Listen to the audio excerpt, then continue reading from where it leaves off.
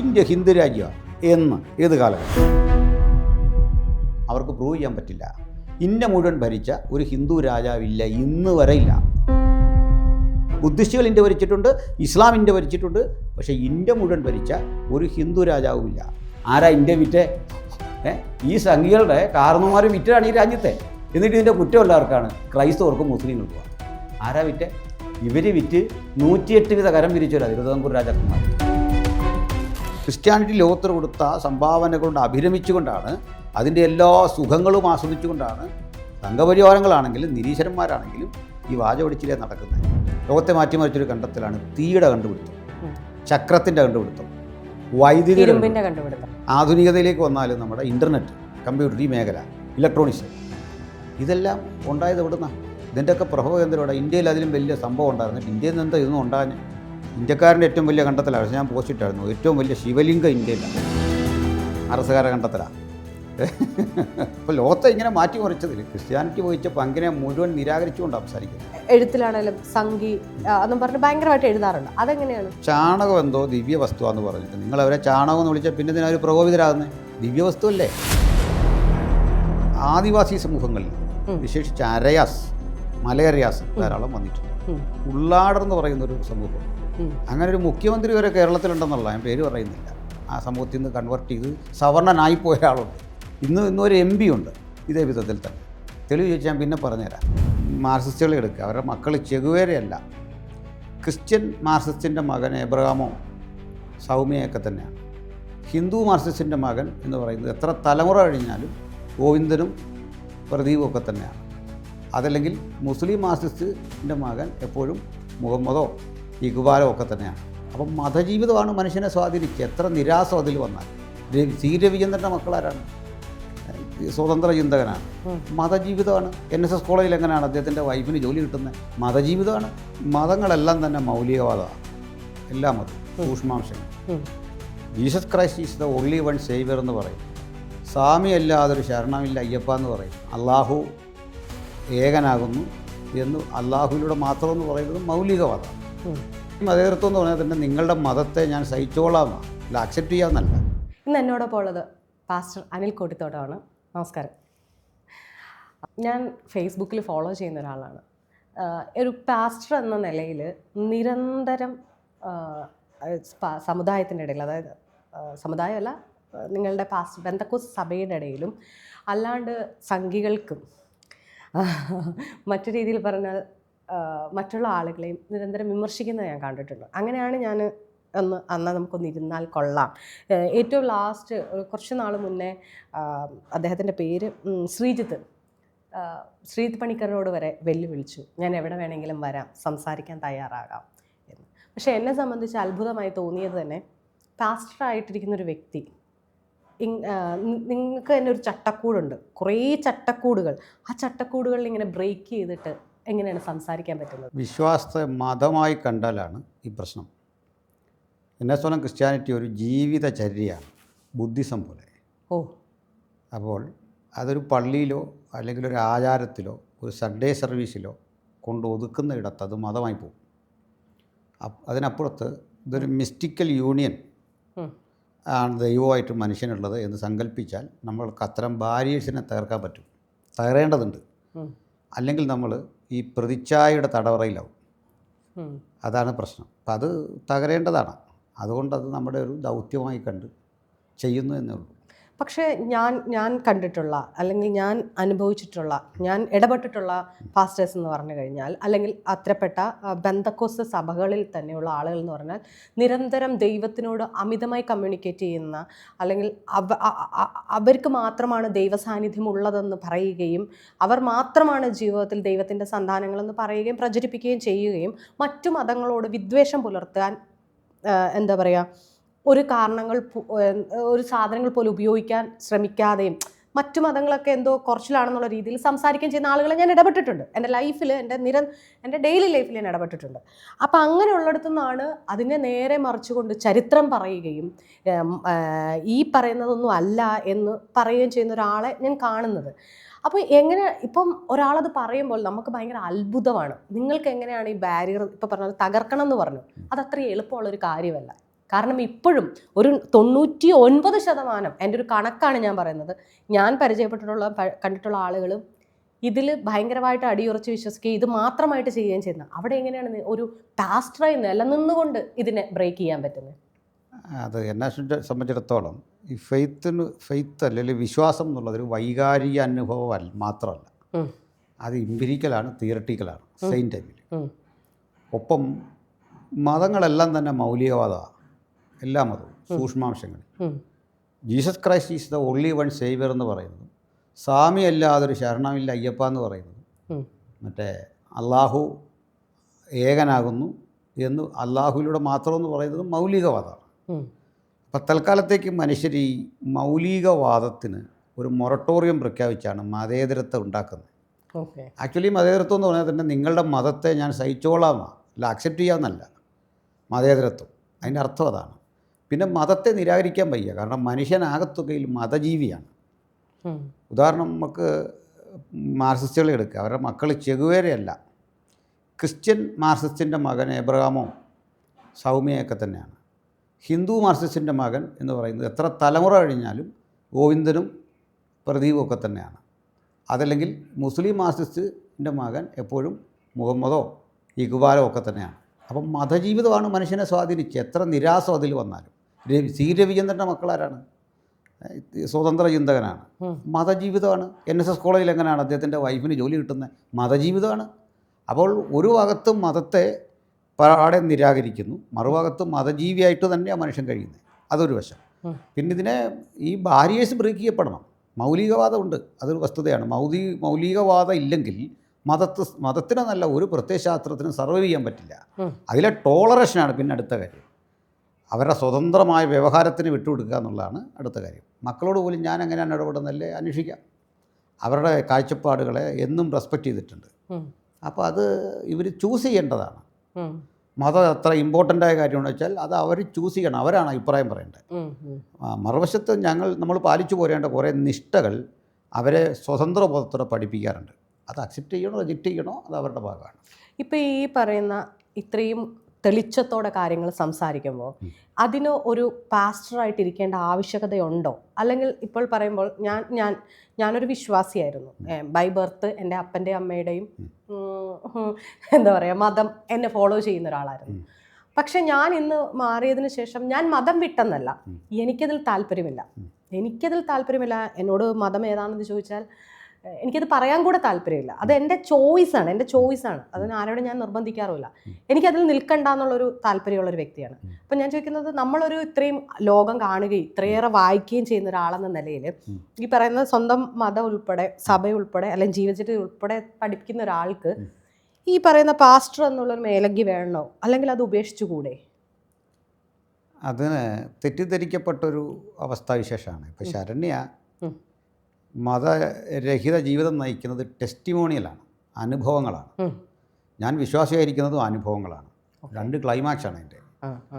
ഞാൻ SUCI രാഷ്ട്രീയത്തിലൂടെ ജീവിതത്തെ ആദ്യം നോക്കിക്കണ്ട്, പിന്നീട് അത് നിന്ന് എൻ്റെ അന്വേഷണം, സ്വതന്ത്ര ചിന്ത, യുക്തി, ബോധം ആ വഴിക്ക് സഞ്ചരിച്ചിട്ടുള്ള ഒരാൾ തന്നെയാണ്.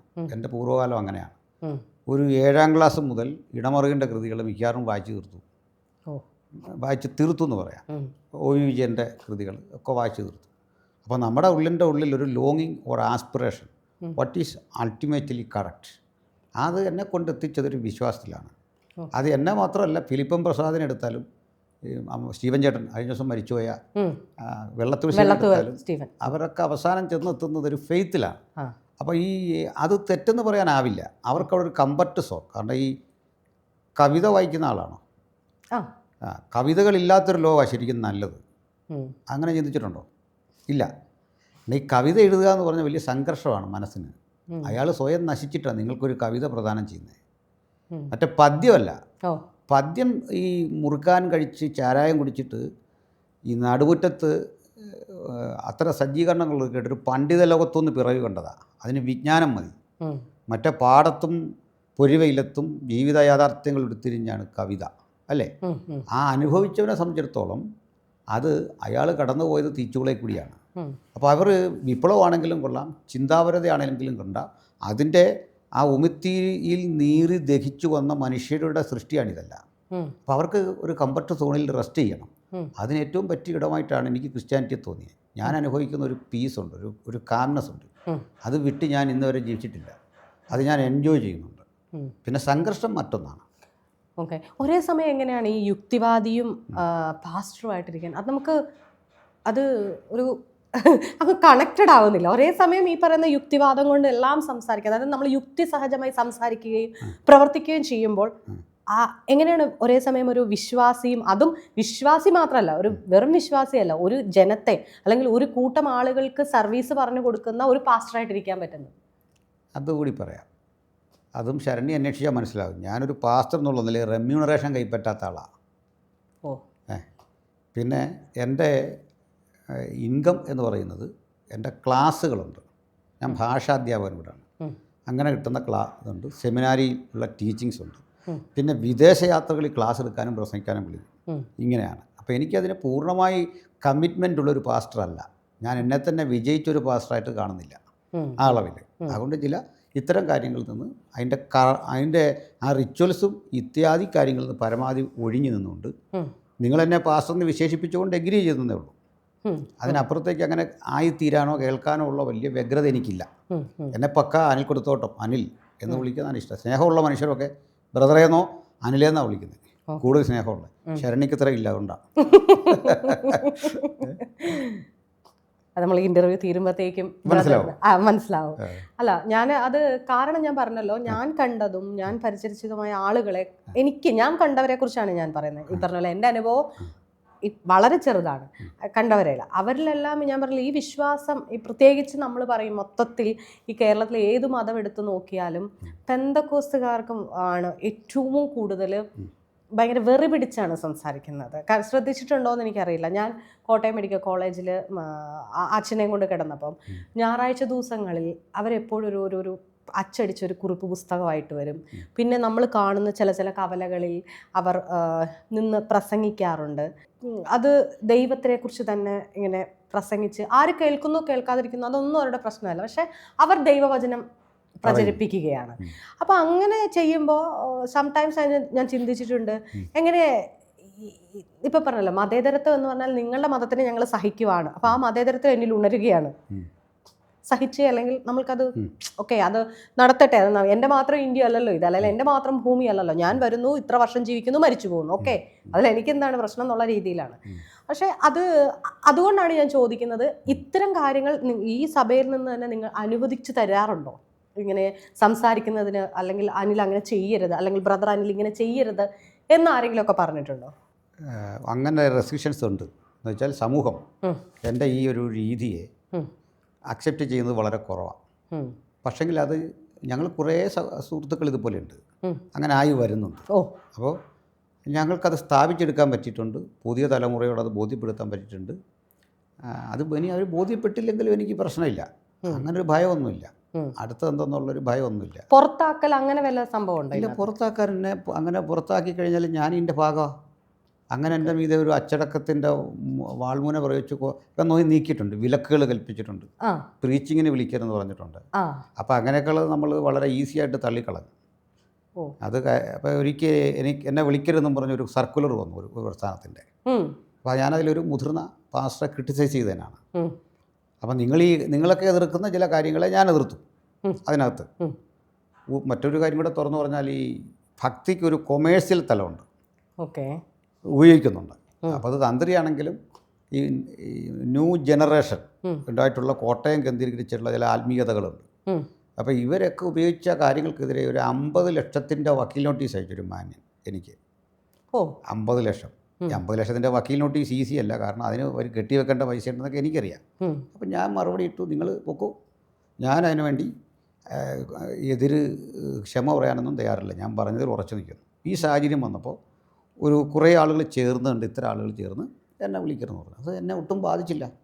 വിളിക്കരുതെന്ന് പറഞ്ഞപ്പോഴേക്കും കൂടുതൽ പേര് വിളിച്ചു. അതിനുള്ള പ്രതിഷേധം എന്ന നിലയിൽ ഒത്തിരി പേര് വിളിച്ചു, ധാരാളം പേര്. പിന്നെ മറ്റൊരു കാര്യം, ഈ പെന്തക്കോസ്റ്റൽസ് നിങ്ങളുടെ അടുത്ത് അവരൊരാശയം കൺവിൻസ് ചെയ്യിക്കാനാണ് ശ്രമിക്കുന്നത്. അതായത് അവരെന്ത് വിശ്വസിക്കുന്നു, അപ്പോൾ അതിനൊരു യുണീക്ക്നെസ് ഉണ്ട്. ആ യുണീക്ക്നെസ് എന്താണെന്ന് അവർ പറയാനാണ് ഈ വഴിയിൽ നിൽക്കുന്നത്, ഓ ഒറ്റയ്ക്ക് നിൽക്കുന്നൊക്കെ. അപ്പോൾ അത് നിരുപദ്രവകരമായൊരു ജോലിയാണ് അവരെ സംബന്ധിച്ചിടത്തോളം. ആരും കേൾക്കുന്നില്ല, കേട്ടില്ലെങ്കിലും കുഴപ്പമില്ല. നിങ്ങൾക്ക് ഇരുന്ന ആ പേപ്പറിൽ വിമർശിക്കാൻ പാകത്തിനോ ഇവരെ ഉപദ്രവിക്കാൻ പാകത്തിനോ ഒന്നുമില്ല. ഞാൻ വായിച്ചിട്ട് ഒരു കണ്ടന്റ് ഇല്ല പലപ്പോഴും എഴുതി വെച്ചേക്കുന്ന കാര്യത്തിൽ. ഞാനൊരിക്കൽ ചോദിച്ചാണ്, ഇത് വായിച്ചിട്ട് തല്ലുക എന്ന് പറഞ്ഞാൽ അവൻ്റെ അവസ്ഥ എന്താണെന്ന് ആലോചിച്ചു. ഈ മനുഷ്യനെ ഇതിൽ നിങ്ങളെ പ്രകോപിപ്പിക്കുന്നതുമില്ല, പ്രചോദിപ്പിക്കുന്നതുമില്ല. കാരണം അങ്ങനെ ഒരു പ്ലാൻ ചെയ്തെടുത്തൊരു സാധനമല്ല. ഈ കൊടുക്കുന്ന ആളുകൾ ഇത് വായിക്കാറില്ല, എന്താ അയാൾ കൊടുക്കുന്നതാണ്. അച്ചടിച്ച കാര്യത്തിൽ ഒരു ദയോജനം കണ്ടേക്കാം, ഇതിൽ ഇദ്ദേഹം കൊടുക്കുന്ന ഒരു സാറ്റിസ്ഫാക്ഷൻ. പിന്നെ അടുത്തത് ശ്രദ്ധിക്കേണ്ട ഒരു കാര്യം, നമ്മുടെ ഒരു ഈ സൗന്ദര്യശാസ്ത്രപരമായൊരു വീക്ഷണം ഉണ്ടല്ലോ ഏതൊരു സമൂഹത്തെക്കുറിച്ചും ഉണ്ടല്ലോ. അതിൽ വീക്ഷിക്കാൻ ഒത്തിരി ഉണ്ട്. അതിലൊന്നാണ് പുകവലി, മദ്യപാനം, മറ്റ് സാമൂഹ്യ തിന്മകൾ. ഈ തിന്മകൾക്കെതിരെ അത് തിന്മയാണെന്ന് കരുതുന്ന ആളാണ് ഞാൻ. ഒരാളൊരു പുകവലിക്കുന്നതിനെ പറ്റിയല്ല പറഞ്ഞത്, അഡിക്ഷൻസ്. ആ അഡിക്ഷൻസിലൂടെ പോയി നശിക്കുന്ന കുറേ മനുഷ്യരുണ്ട്. അപ്പം അതിലൊരു 95%, 98% ഞങ്ങളുടെ കമ്മ്യൂണിറ്റിയിൽ ഇതില്ല. ഇങ്ങനൊരു കാര്യമില്ല. മദ്യത്തിനെതിരെ ഇത്യാദി കാര്യങ്ങൾക്കെതിരെ ഒരു സ്ട്രോങ്ങായ നിലപാടെടുത്തിട്ടുള്ളൊരു കമ്മ്യൂണിറ്റിയാണ്. അതൊക്കെ അതിൻ്റെ 100 കൊല്ലത്തെ ഒരു സവിശേഷതയാണ്. മറ്റൊന്ന് ഞാൻ പറയാറുണ്ട്, RSSനും ഇതിനും ഒരേ പ്രായമാണ് ഇന്ത്യയിൽ ഈ പ്രസ്ഥാനങ്ങൾക്ക്. 1920 ആണോ? അല്ല, അതിനേക്കാൾ ഒരു 1906 നമ്മൾ. അപ്പോൾ ഇത് ഇന്ത്യയിൽ തുടങ്ങുന്നത് ഒരു ചിത്പവൻ ബ്രാഹ്മണ കമ്മ്യൂണിറ്റിയിലുള്ള ഒരു സ്ത്രീയുടെ പ്രാർത്ഥനാ മുറിയിൽ നിന്നാണ്. അവർ കൺവെർട്ട് ചെയ്തു. അവർ രാഷ്ട്രം തപാൽ സ്റ്റാമ്പൊക്കെ പുറത്തിറക്കി ആദരിച്ചൊരു സ്ത്രീയാണ്. പണ്ഡിറ്റ് രമാബായി എന്ന് പറയും. എഗെയിൻസ്റ്റ് സതിക്കെതിരെ ഒക്കെ നിലപാടെടുത്തൊരു സ്ത്രീയാണ്. അതവിടെ ആരംഭിച്ചു. അപ്പോൾ കേരളത്തിലുണ്ടായി. ലോകത്തിലെ ഏറ്റവും ഫാസ്റ്റ് ഗ്രോയിങ് കമ്മ്യൂണിറ്റി എന്നുള്ള അറിയോ? ഫാസ്റ്റ് ഗ്രോയിങ് കമ്മ്യൂണിറ്റിയാണ് ആസ് എ റിലീജിയൻ ലോകത്ത്. അത് ലാറ്റിൻ അമേരിക്കയിൽ പഠിക്കുക, അതെല്ലാം അവിടെ എല്ലാം ഫാസ്റ്റ് ഗ്രോയിങ് ആണ്. പഞ്ചാബിൽ ഇപ്പോൾ ഗുരുദ്വാരകൾ കൂട്ടിയിടുക, അവർ കൂട്ടത്തോടെ കൺവേർഷൻ നടക്കുകയാണ്. അപ്പോൾ ഇപ്പോൾ BJP പറയുന്ന അല്ലേ RSS പറയുന്നതിനകത്ത് കാര്യമുണ്ട്. കൺവേർഷൻ വളരെ ശക്തമായിട്ട് നടക്കുന്നുണ്ട്. എനിക്കത് തുറന്നു പറയാൻ മടിയൊന്നുമില്ല. അതെന്താണെന്ന് അവരാണ് പരിശോധിക്കേണ്ടത്. എന്തുകൊണ്ട് ഞങ്ങളെ വിട്ട ആളുകൾ ഇങ്ങനെ പോകുന്നു, നിങ്ങളത് പരിശോധിക്കുക. എന്താണ് ഞങ്ങളുടെ അട്രാക്ഷൻ, എന്താണ് മറുഭാഗം? അപ്പം ഞങ്ങളുടെ കുട്ടികൾക്ക് ഓർണമെൻറ്റ്സ് ഇല്ല ഭൂരിപക്ഷം. ഇപ്പോൾ അതൊക്കെ മാറിയിട്ടുണ്ട്, അത് മാറാം എന്നായിട്ടുണ്ട്. അവർ സാമൂഹിക ജീവിതത്തിൻ്റെ പല കാര്യങ്ങളിൽ നിന്ന് മാറി നടക്കുന്നവരാണ് തീർച്ചയായും. അപ്പോൾ പക്ഷേ ഞങ്ങളൊരു ക്യാമ്പ് വെക്കുകയാണ്. അത് ഈ ഓണത്തിനാണ് ഞങ്ങളുടെ ക്യാമ്പ്, അവധിയുള്ളതുകൊണ്ട്. ഓണത്തിന് എത്രയോ പ്രോഗ്രാമുണ്ട്. ഞങ്ങൾക്കൊന്നും പറയാതെ 10,000 രൂപ ഇങ്ങോട്ട് ഫീസ് അടച്ചിട്ട് 3 ദിവസം അവിടെ തങ്ങി ക്യാമ്പിൽ വരുന്ന 100 കണക്കിന് കുട്ടികൾ, 1000 കുട്ടികളാണ്. അപ്പോൾ അവരെ അട്രാക്റ്റ് ചെയ്യുന്ന കാര്യങ്ങൾ എന്താണ്, എന്തുകൊണ്ട് അവർ ഈ ലോകത്ത് ഇങ്ങനെ സാറ്റിസ്ഫൈഡ് ആയിട്ട് പോകുന്നു? ഇത് പഠിക്കും നിങ്ങൾ, അതാണ് പഠിക്കേണ്ടത്. പണ്ട് ഞാൻ കേട്ടൊരു കാര്യമാണ് ഇതിനായിട്ട് കൂട്ടി വായിപ്പിക്കാന്ന് വെച്ചാൽ, ബെന്തക്കോസിലേക്ക് ചേർന്നാൽ കേട്ടൊരു കാര്യമാണ് കേട്ടോ. പൈസ കിട്ടും. പൈസ കിട്ടുന്നെന്ന് പറഞ്ഞാൽ കൺവേർഷൻ നടത്തി കഴിഞ്ഞു കഴിഞ്ഞാൽ കുടുംബത്തിന്, ഞാൻ അത് പകുതി തമാശയായിട്ടും പകുതി സീരിയസ് ആയിട്ടാണ് പറഞ്ഞത്. എൻ്റെ ചെറുതിലാണ്. ഇപ്പോൾ വീടുകളിൽ കൂടെ കയറി ഇറങ്ങി, ഞാൻ താമസിക്കുന്ന കോട്ടയത്ത് കുറുവിലങ്ങാട് മരങ്ങാട്ടുള്ളി എന്ന് പറഞ്ഞാൽ, മരങ്ങാട്ടുള്ളി എലക്കാട് എന്ന് പറയും. അതൊരു കോളനിയാണ് എൻ്റെ സ്ഥലം. അവിടങ്ങളിലൊക്കെ ഇങ്ങനെ ആൾക്കാർ വന്നിട്ട് മതം മാറുന്നതിനെ കുറിച്ചൊക്കെ പറയാറുണ്ടായിരുന്നു. അത് പറയുന്നത് നമ്മളോട് വളരെ രഹസ്യമായിട്ടൊക്കെ തന്നെയാണ് പറയുന്നത്. പറയുമ്പോൾ ഇങ്ങനെയാണ്, നിങ്ങളുടെ കടം മുഴുവൻ തീരും, നിങ്ങൾ ആളൊന്നിനാണ് കൺവേർഷൻ നടത്തിയാൽ എന്ത് സമ്പാദ്യം ഉണ്ടാക്കുന്നത്. അപ്പോൾ ഒരിക്കലും ഇങ്ങനെ ഞങ്ങൾക്ക് വീട്ടിൽ ഭയങ്കര കടമായപ്പോൾ അച്ഛൻ പറഞ്ഞു, നമുക്കങ്ങ് കൂട്ടത്തോടെ ബെന്തക്കോസിലായാൽ പൈസ കിട്ടി നമുക്ക് മാറാമല്ലോ. അപ്പം എൻ്റെ അച്ഛനെന്ന് പറഞ്ഞാൽ ബെന്തക്കോസുകാർ ഇഷ്ടമല്ല എന്നുള്ളത് ഒരു കാരണമേ ഉള്ളൂ, അത് പെൺകുട്ടികൾ ആഭരണം ഇടത്തില്ല. എൻ്റെ അച്ഛന് പെൺകുട്ടികൾ നല്ല ആഭരണം എന്ന് പറഞ്ഞാൽ സ്വർണ്ണം എന്നല്ല, നല്ല രസമായിട്ടിരിക്കുന്ന ഭയങ്കര ഇഷ്ടമാണ്. അതൊരു ഭയങ്കര മനുഷ്യനാണ്. അപ്പം ഇങ്ങനെ പറഞ്ഞു, ബെന്തക്കോസായ പൈസ കിട്ടുമെന്ന് പറയുന്നുണ്ട്. അപ്പം ഞാൻ അന്ന് അച്ഛനോട് ചോദിച്ചു, അപ്പം ഞാൻ കമ്മലുമാലയിലാണ് നടക്കണം അല്ലേ എന്ന് ചോദിച്ചു. അപ്പം തമാശയ്ക്ക് ചോദിച്ചതാണ്, ഞാനത് വിടുകയും ചെയ്തു. പക്ഷെ ഇതങ്ങനെ ഇത് നടക്കുന്നുണ്ടോ ഇല്ലേ? ഇപ്പം സാറ് പറഞ്ഞ പോലെ തന്നെ നോർത്ത് ഇന്ത്യയിൽ അടുത്തിടെ നമ്മൾ കണ്ടതാണ്, ക്രിസ്ത്യാനിറ്റികളെ 2 കന്യാസ്ത്രീമാരെ മതം മാറ്റുന്നെന്ന് പറഞ്ഞ് പിടിച്ചു വെച്ചു. ഈ കഴിഞ്ഞിടെ ഒരു പാസ്റ്ററിനെ പിടിച്ച് തടഞ്ഞു വെച്ചു. അങ്ങനെ നോർത്ത് ഇന്ത്യയിൽ ഭയങ്കര പ്രശ്നം നടക്കുന്നുണ്ട്. സൗത്ത് ഇന്ത്യയിൽ അങ്ങനെ ഒന്നും ഇതുവരെ നടന്നിട്ടില്ല. ഉണ്ടെങ്കിൽ തന്നെയും അധികം ഇതായിട്ടില്ല. അപ്പോൾ ഈ കൺവേർഷൻ നിങ്ങൾ പൈസ കൊടുക്കാറുണ്ടോ? അതാണോ നിങ്ങൾ അട്രാക്റ്റ് ചെയ്യിക്കുന്ന ഒരു ഘടകം? അത് പറയാം. ഈ ആദ്യം പറഞ്ഞിട്ട് തുടങ്ങാം. ഈ ബൈബിളിലില്ല ആഭരണം ധരിക്കണമെന്നില്ല, ക്രിസ്ത്യൻ ടീച്ചിങ്സിൻ്റെ ഭാഗമല്ല. ഓക്കെ. കാരണം ആഭരണം ധരിച്ചവരെക്കുറിച്ച് ഒത്തിരി ബൈബിളിലുണ്ട്. സങ്കീർത്തനമൊക്കെ വായിക്കുക, നിൻ്റെ വലത്ത് ഭാഗത്ത് രാജ്ഞി ഓഫീർ തങ്കം അണിഞ്ഞു നിൽക്കുന്നു. വിവാഹ സമയത്ത് വേണ്ട ഓഫീർ തങ്കം, ഓഫീരിൽ നിന്ന് കിട്ടുന്ന ഒരു ഗോൾഡാണ്, ഈ പ്രേഷ്യസ് ഗോൾഡാണ്. അപ്പോൾ ഇത് ആഭരണം ധരിച്ചവരുണ്ട്. കുട്ടികൾ ഇതൊക്കെ വായിച്ചിട്ട് ഞങ്ങളോട് ചോദിക്കും. ഇതിനൊരു വൈകാരികമായ ചരിത്രമുണ്ട്. അത് കേട്ടാൽ ശരണിക്ക് ഉൾക്കൊള്ളേണ്ടി വരേണ്ട ഒരു കാര്യമാണ്. ധാരാളം ആളുകൾ ആദ്യം കൺവേർട്ട് ചെയ്ത് വന്നത് ദലിതരാണ്. ഓക്കെ. ദലിതരും OBC ആണ്. നമ്മുടെ ചാന്നാർ എന്ന് പറയുന്നൊരു കമ്മ്യൂണിറ്റി തിരുവനന്തപുരത്തുണ്ട്, ഓക്കെ. ഈ ഭാഗത്തുണ്ട്. അവരാണ് വൻതോതിൽ ആദ്യം പെന്തക്കോസ്ത് വിശ്വാസം സ്വീകരിച്ചു വരുന്നത്. ഇവർ കുറേ ആളുകൾ കല്ലുമാല ധരിക്കുന്ന ഒരു കാലമുണ്ട്. അപ്പോൾ ഇവർ പെട്ടെന്ന് വരുന്നു, ഇവർ ചർച്ചിൻ്റെ ഭാഗമാകുമ്പോൾ ഈ കല്ലുമാല കളഞ്ഞു, ഉപേക്ഷിച്ചു വന്നു. അപ്പോൾ ഈ കല്ലുമാല ഉപേക്ഷിച്ചവരുടെ കൂടെ അന്നത്തെ സവർണ ക്രൈസ്തവരാണ് ഇതിൻ്റെ ആ ചർച്ചിൻ്റെ കൺട്രോളല്ല. അപ്പോൾ ഇവർക്ക് അന്ന് തോന്നിയ ഒരു വൈകാരികമായൊരു താല്പര്യം കൊണ്ട് ഞങ്ങളുടെ സിസ്റ്റേഴ്സിന് ഇതില്ല, ഞങ്ങൾ അവരോട് ഐഡൻറ്റിഫൈ ചെയ്യാമെന്ന് പറഞ്ഞൊരു തെജിക്കലിൻ്റെ കഥയുണ്ട്. ഓക്കെ, മനസ്സിലായില്ലേ? നമ്മുടെ യൂണിഫോം എന്ന് പറഞ്ഞല്ലോ, ഉള്ളവനും ഇല്ലാത്തവനും ഒരുപോലെ എന്നുള്ള ഒരു അതിൻ്റെ ആദ്യകാലത്തെ ഒരു സൗന്ദര്യം. അത് ഇതിനെ ഇങ്ങനൊന്നും വിലയിരുത്താതെ പോയതിൻ്റെ ഒരു പ്രശ്നമുണ്ട്. ഓക്കെ, ഇതൊക്കെ നമ്മൾ സംസാരിക്കുമ്പോഴാണല്ലോ അറിയുന്നത്. അതെ, ഇതിൻ്റെ കൾച്ചർ രൂപപ്പെട്ടു എന്നൊരു സംഭവം. ഇത് കൾച്ചറാണ്, അല്ലാതെ ഇത് ഡോക്ടറിൻ അല്ല. ഇത് ഞങ്ങളുടെ ടീച്ചിങ് അല്ല. This is not theology or this is not doctrine, this is our culture. അപ്പോൾ ആ കൾച്ചർ എന്തെങ്കിലും നിലനിൽക്കേണ്ടതൊന്നും അല്ല. കൾച്ചർ കാലോചിതമായിട്ട് റിഫൈൻ ചെയ്തെടുക്കേണ്ടതാണ്, അല്ലേ? അങ്ങനെയുള്ള പ്രശ്നങ്ങളില്ല. അപ്പം നിങ്ങൾക്ക് അസംബ്ലീസ് ഓഫ് ഗോഡ് എന്ന് പറഞ്ഞൊരു ചർച്ചുണ്ട്. ലോകത്തിലെ ഏറ്റവും വലിയ ചർച്ചാണത്, അസംബ്ലീസ് ഓഫ് ഗോഡ്. രണ്ടാമത്തെയാണ് ചർച്ച് ഓഫ് ഗോഡ്. ഇതിൽ ഈ അസംബ്ലീസ് ഓഫ് ഗോഡിൽ ഇപ്പോൾ തന്നെ ആഭരണം ഉപയോഗിക്കാൻ ഒരു പ്രശ്നമില്ല, ഒരു വിഷയമില്ല. പക്ഷേ IPC പോലുള്ള ഈ ഇൻഡിജീനിയസ് ആയിട്ടുള്ള സ്ഥാപനങ്ങളുണ്ട്, ഇന്ത്യയിൽ രൂപപ്പെട്ടത്. അവരതിൽ വളരെ റിജിഡാണ്, സമ്മതിക്കില്ല, ഇടാൻ പറ്റില്ല. എനിക്ക് പണത്തിൻ്റെ കാര്യം പറയുന്നത്, നിങ്ങളൊരു ശരാശരി പാസ്റ്ററെ പരിശോധിച്ചാൽ അയാളുടെ ജീവിതം വലിയ ദുസ്സഹമാണ്. അദ്ദേഹം ജീവിച്ചു പോകുന്ന നല്ല കഷ്ടപ്പാടിലൂടെയാണ്. ആ ലോക്കൽ ചർച്ചിൽ കിട്ടുന്ന ഒരു ഇൻകമുണ്ട്, ആ ഇൻകത്തിലാണ് അദ്ദേഹം ജീവിച്ചു പോകുന്നത്. ഇദ്ദേഹത്തിനൊരു ആശ്വാസം കിട്ടുന്നത് ഞങ്ങളുടെ കുട്ടികൾക്ക് പഠിക്കാൻ നല്ല കഴിവുണ്ടെന്ന് വിശ്വസിക്കുന്ന ഒരാളാണ് ഞാൻ, മറ്റുള്ളവരെക്കാൾ. അതിൻ്റെ കാരണം ഞങ്ങൾക്ക് ആഴ്ചയിൽ എല്ലാ ഗാദറിങ്ങും ഉണ്ട്. ഇതിന് ശേഷം ഈ കോമ്പറ്റീഷൻസ് ഉണ്ട് യൂത്തിൻ്റെ. അപ്പോൾ ഇവർ പഠിച്ചുകൊണ്ട് വരണം, പാട്ട് പഠിക്കണം, വാക്യം പഠിക്കണം, ഇംഗ്ലീഷിലായിരിക്കും പഠിക്കേണ്ടത് ചിലത്. ഇങ്ങനെ പഠിച്ച് ഈ പിന്നെ ഇവർ പോയിട്ട് സെൻറ്റർ തലത്തിൽ മത്സരം, പിന്നെ സ്റ്റേറ്റ് തലത്തിൽ ആയിരക്കണക്കിന് മനുഷ്യരോട് മത്സരിച്ച് ജയിക്കണം. അപ്പം നിരന്തരം ഇതിനകത്താണ്. ഇതേ കഴിവ് മറ്റ് പഠനത്തിലേക്കും ഡിസ്ട്രിബ്യൂട്ട് ചെയ്യപ്പെടും. പിന്നെ ഞങ്ങൾ പരസ്പരം സഹായിക്കുന്നൊരു കമ്മ്യൂണിറ്റിയാണ്. ഒരാൾ വിദേശത്ത് പോയാൽ നേഴ്സാണെങ്കിൽ അവരുടെ വഴിയിലൂടെ ചെല്ലും.